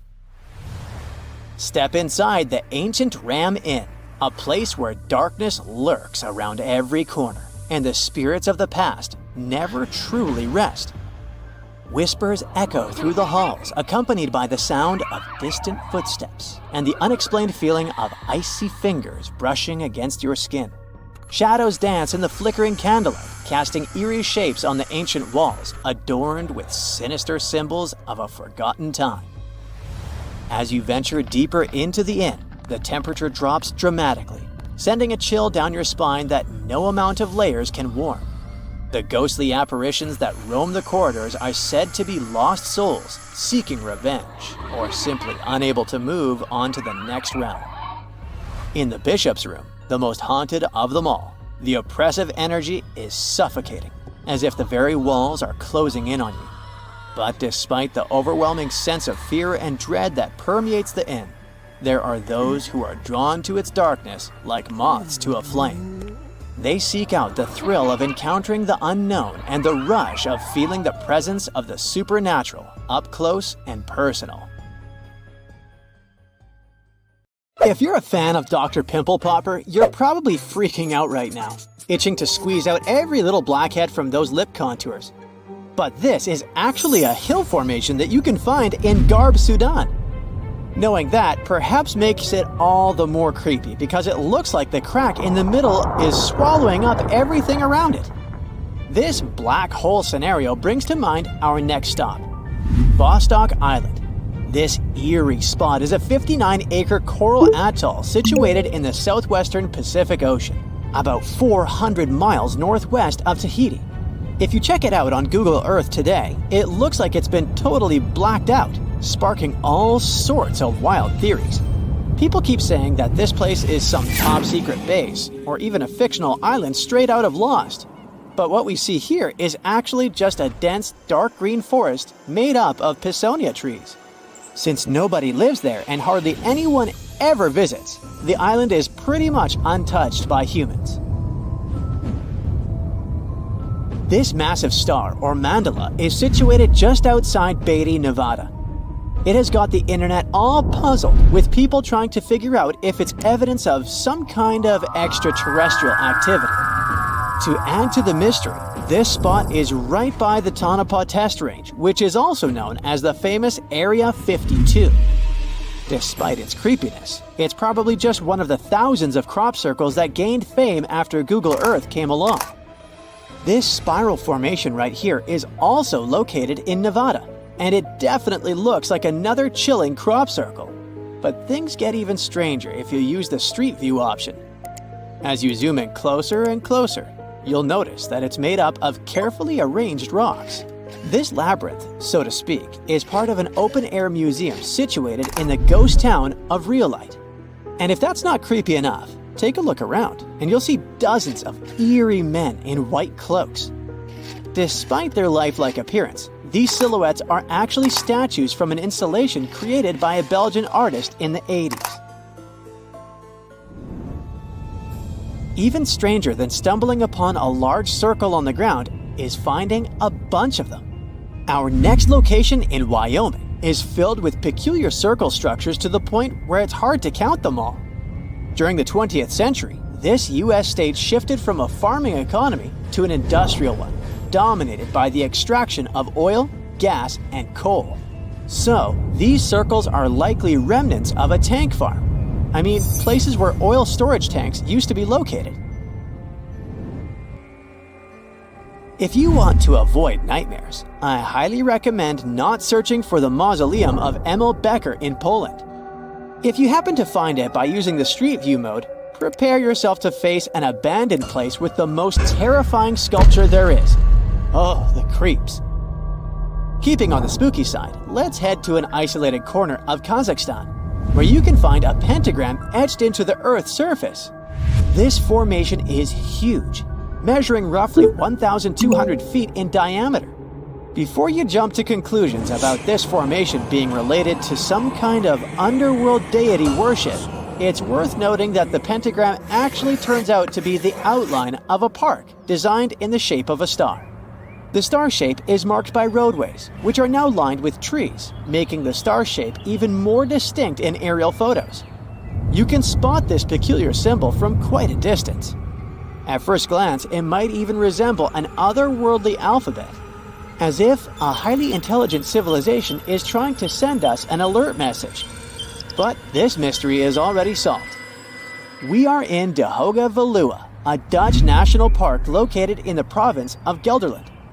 And these lines are actually part of the park's logo. Search for these coordinates to find what looks like a land formation straight out of an extraterrestrial landscape, or perhaps a set from Avatar. This place, located in Inner Mongolia, China, is believed to be a granite mine. But it's a bit of a mystery why it has such a striking blue tone on Google Earth. If you check it out on Microsoft Bing Maps, for example, the same location appears in a much more natural tone. In the Australian outback lies a massive geoglyph known as the Maori Man. Discovered in the late 90s, it appears to represent an indigenous Australian man hunting with a boomerang or stick. The figure stretches for more than 2 miles in length and about 1.6 miles wide. It has deep furrows carved into the ground, which adds to the complexity of its formation and origin. Despite efforts to uncover its purpose, its origin is still a mystery. This is Desert Breath, located in the Sahara. Like many things you have seen in this video, this formation also sparks speculation about it being created by extraterrestrial beings. But a quick Google search clears up that mystery. It turns out this is an art installation created by a group of 3 Greek artists back in 1997. They went all out, moving around a whopping 280,000 square feet of sand and even creating a large pool in the middle of it. Egypt still holds many mysteries, and you can explore them yourself with Google Earth.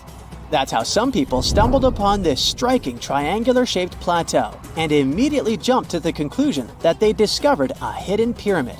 However, experts quickly dashed their hopes.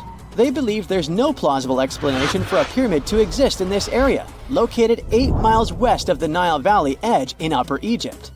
This discovery is likely nothing more than a hill that has suffered the effects of erosion, combined with a heavy dose of wishful thinking. In some cases, nature itself is responsible for creating frightening sculptures, like the Badlands Guardian in Alberta, Canada. If you look at it from above, you'll notice not 1, but 2 human heads emerging from the landscape. These gigantic beings were sculpted by rainwater erosion on layers of clay-rich soil. Ironically, additional human-made structures give the impression that this one is wearing wired headphones. It seems that deserts are a prime spot for discovering strange images on Google Earth. So our next stop is China. In the Gobi Desert, you'll come across zigzagging white lines that look kind of random. The first challenge for armchair experts was figuring out what these structures were made of, as it's hard to tell if they're painted on or dug into the landscape. There's still a lot of speculation about it on the internet. But the most plausible explanation is that this structure is used for calibrating satellites. This way, satellite cameras can focus on these large grids to orient themselves in space. Check out this intact plane that seems to have sunk beneath the ocean off the coast of Crooked Island, Bahamas.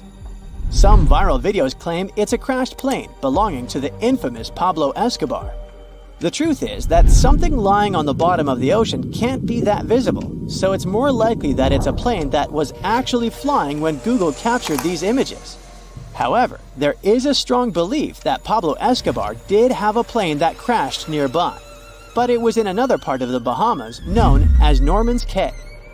You can still spot it in shallow turquoise waters. Just search for Norman's Cay sunken plane, and there it is.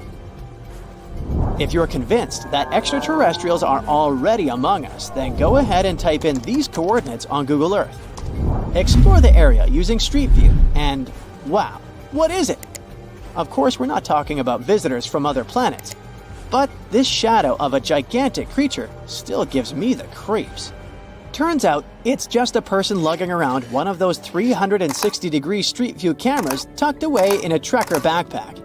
So hey, if you take a good look around Google Earth, you might stumble upon more of these elongated necked beings walking around the globe.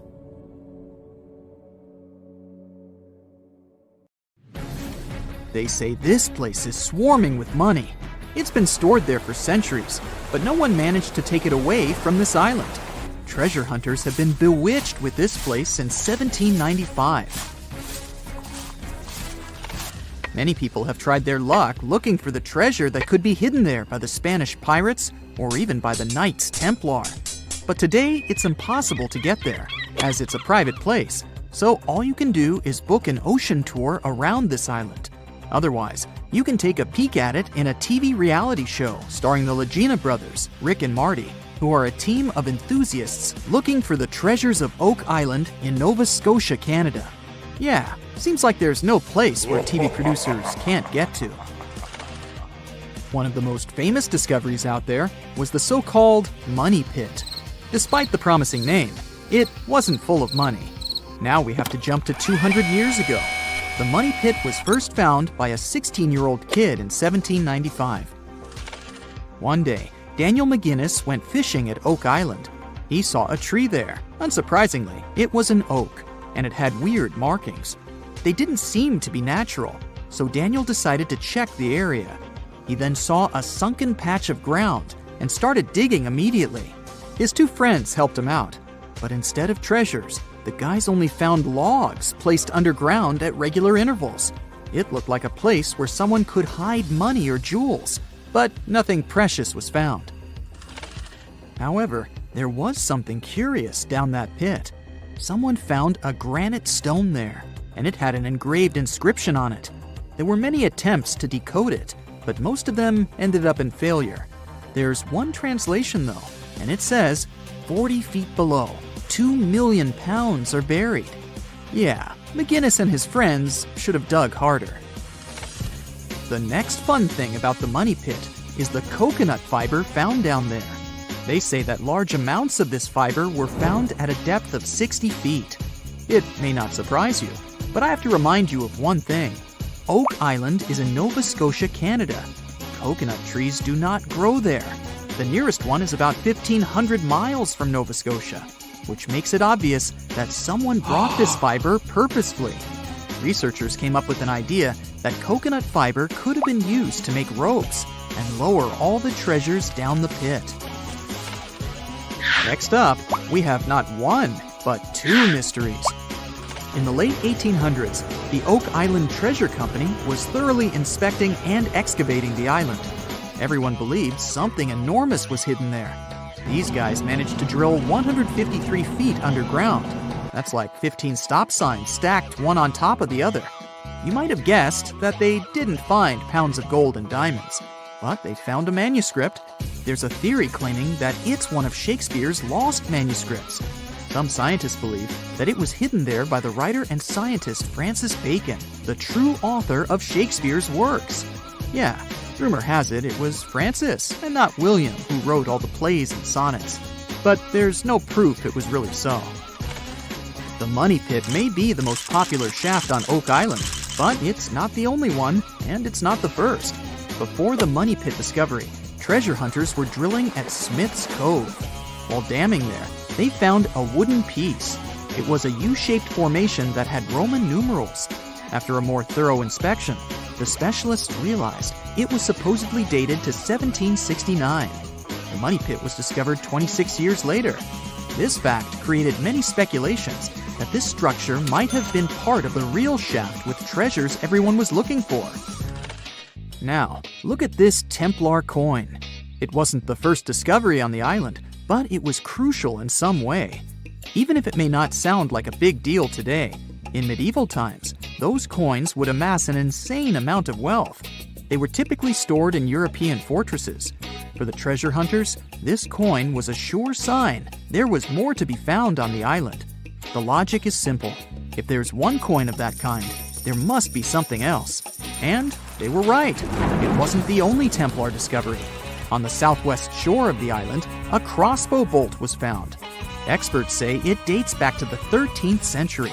But, once again, that wasn't something the treasure hunters were after. Some more coins were found on the island. Rick and Marty Legina retrieved this precious piece from a swamp. The coin is made of copper, and this time, it originated from Spain. When it was found, the Legina brothers could only see the number 8 engraved on it. But later on, some experts studied this coin and claimed it was made sometime around the 17th century. They managed to clean it well and saw the date 1652 engraved on the back of this coin. There's a theory stating that Spanish explorers found some treasure but hid it instead of taking it to the king. So maybe this coin just dropped out of the chest full of coins and jewels and is part of the treasure everyone was after. Or someone could have accidentally lost it while looking for the treasure. Who knows? One more famous treasure hunter is Gary Drayton. Gary and his team, together with Rick Legina, came across 2 coins while metal detecting the island. Those were 17th century King Charles II Britannia coins. One of them had a very clear inscription on it, stating that the coin was minted back in 1771.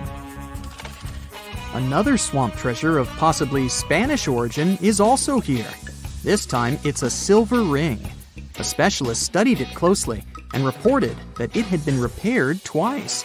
The ring was once made bigger, and it was also made smaller once. It's decorated with a floral design, which was popular in Europe in the 1730s. Among all the other curious things, Rick and Marty Legina found a silver button at Isaac Point.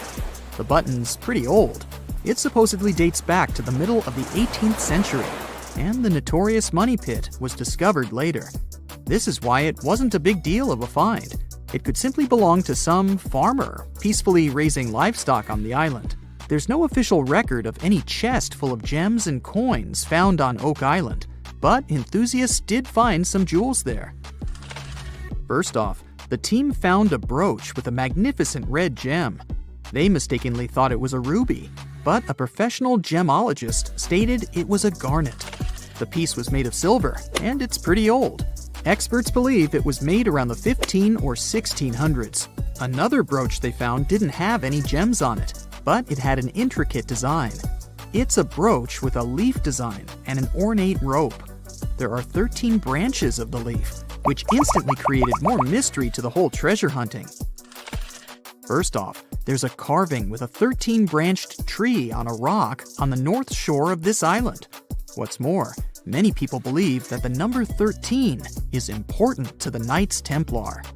The enthusiasts also found a brooch not far away from the place where Daniel McGinnis, the guy who found the Money Pit, lived.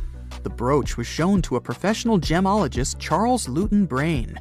He had to break it to the team that there were no gems adorning this piece of jewelry. In fact, the stone that seemed to be a gem was just a piece of glass. It was processed using a special technique though, so it was leaded glass. The enthusiasts decided to study the brooch even more and found out that part of the brooch was made of gold. The specialists claim that the brooch dates back to the 14th century. Was it the treasure everyone was looking for? You've probably heard about the mysterious sea state of Atlantis. It was a high-tech utopia where people lived happily, but then something happened, and Atlantis disappeared from the face of the earth. Many people believe that this city lies at the bottom of the Atlantic Ocean. But what if we've been looking in the wrong place all this time? What if it's somewhere different from where they're trying to find it? What if all this time Atlantis was in the middle of the Sahara Desert? Well, this unexpected theory has some evidence, but to study this version, you first need to understand what Atlantis was and how we got to know about it. The very first mention of the mysterious city was in 360 BCE. Ancient philosopher Plato wrote about Atlantis. His work, Dialogues, described Atlantis as a rich land with advanced technologies. Its inhabitants were powerful, intelligent, and beautiful, like superhumans. He described in detail the structure of the city, and this was the main reason why many people believed in the existence of Atlantis. According to his records, the Atlanteans built this place in several concentric circles of black and red stone. Then they covered these circles with brass, tin, and precious metals. In the city, there were water channels on which ships sailed. The Atlanteans were sailors, so they built a passage from their city to the open sea. On the internet, you can find many drawings of Atlantis, created based on Plato's descriptions. Take a look at these drawings and an actual photo of the Eye of the Sahara. This place in the Sahara has a shape of several concentric circles. It looks as if a destroyed city left a trace on the sand. Many people have written online that the lost city was located there, but no one could prove it. Once upon a time, the Sahara was filled with rivers and lakes. In prehistoric times, there was only water there. So far, everything matches. The Eye of the Sahara was first discovered in the 1930s. This place was considered a crater from a fallen meteorite. But in the middle of the 20th century, scientists conducted a soil analysis and refuted the version with a fallen space rock. In the end, everyone agreed that this was a dome of molten rocks under which magma was raging. For millions of years, wind and water had been destroying the formed landscape and eventually made it look like perfect circles. But what if the Atlanteans once came to this place and used natural circles to build a city? In this case, we would have many traces and artifacts from this developed civilization. And yes, archaeologists did find some arrowheads, spears, oars, and other things there. But this has nothing to do with Atlantis. In the Eye of the Sahara, a multitude of Acheulean artifacts lies. It was an ancient tribe that frequented this place. For the first time, Acheulean tools appeared more than 1.5 million years ago. Some of the items found there may be 130,000 years old, and according to the records, Atlantis existed about 12,000 years ago.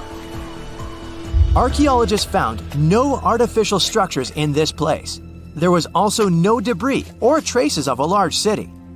People would have found some stuff if a big city with advanced technologies had existed here. The main supporter of this idea was one YouTube channel. It collected 1 million views and attracted the attention of many historians and anthropologists. The theory that the Eye of the Sahara is Atlantis was quickly refuted.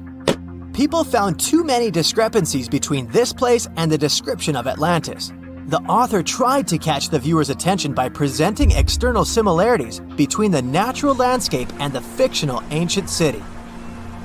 Another popular theory claims that Atlantis was a real continent located off the Bahamas, but then this city was swallowed up by the Bermuda Triangle.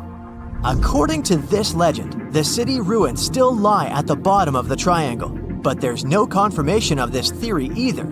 Writer Charles Berlitz invented it. Adherents of this theory claim that the walls and streets in the western part of the Bahamas might be the ruins of Atlantis. But scientists disagree. They have proven that these walls are natural formations of coastal rocks. There are also rumors that the story of Atlantis was inspired by an actual historical catastrophe, the Black Sea Flood. This is the Bosporus, a strait in Turkey connecting the Black Sea and the Sea of Marmara. Around 5600 BCE, the Black Sea was twice as small as it is now and had many cities on its shores. Unfortunately, a huge flood destroyed this flourishing civilization. Within a year, cities descended underwater, and surviving inhabitants moved to foreign lands and spread stories about the flood.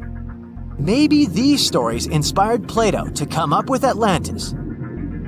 In the 1950s, people came up with another version. Atlantis was the continent that is now Antarctica.